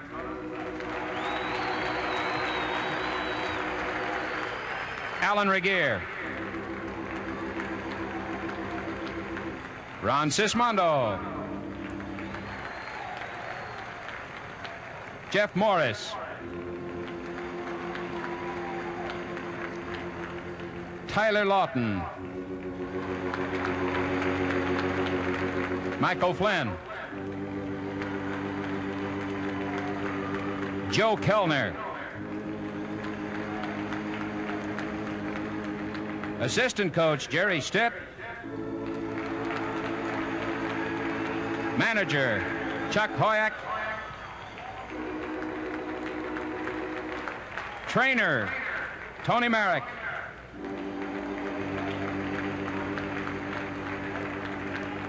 Equipment manager Armando Altamirano. The Wildcats of Arizona. And now, Dan Offenberger will present the championship trophy to Coach Jerry Kendall.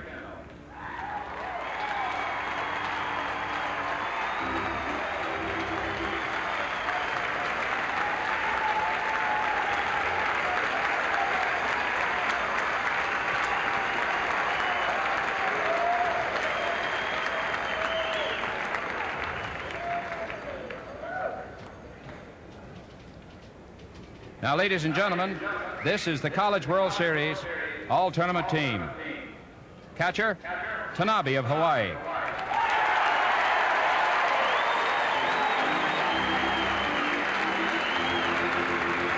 First base, Clements of Arizona.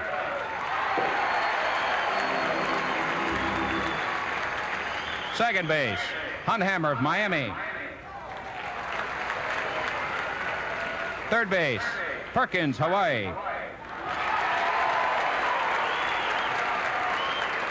Shortstop, Tokunaga, Hawaii.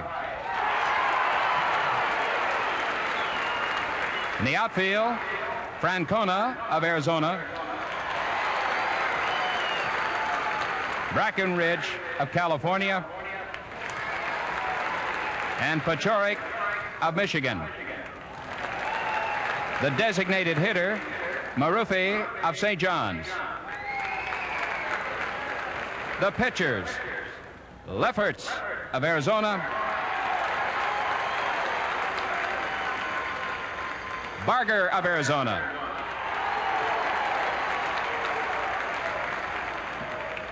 The outstanding player, Terry Francona, Arizona.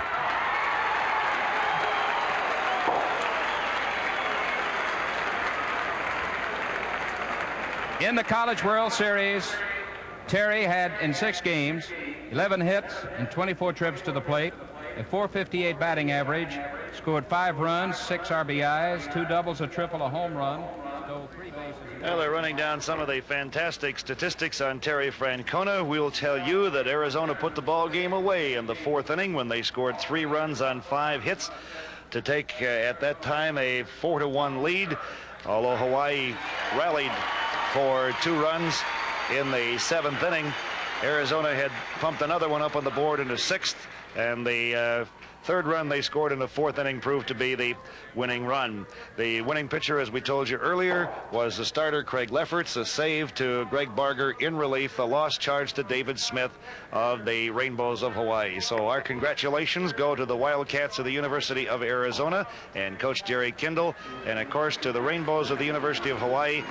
Condolences and congratulations on a brilliant effort by the University of Hawaii baseball team under the direction of Les Murakami. And we want to add our thanks to the NCAA committee, to Creighton University, and for the sports information people from all of the schools involved in the 1980 College Baseball World Series for all of the help that they have afforded to us here in our visit to Omaha, Nebraska, and to the good folks of Omaha, Nebraska also for their help and their kind words. Our thanks too from upstairs to our fine crew and the excellent technicians from ESPN. And on behalf of Irv Brown and Justin Dado, I'm Joe Boyle saying thank you very, very much for being with us. We hope you enjoyed all of the action. The final score again, Arizona wins it 5-3.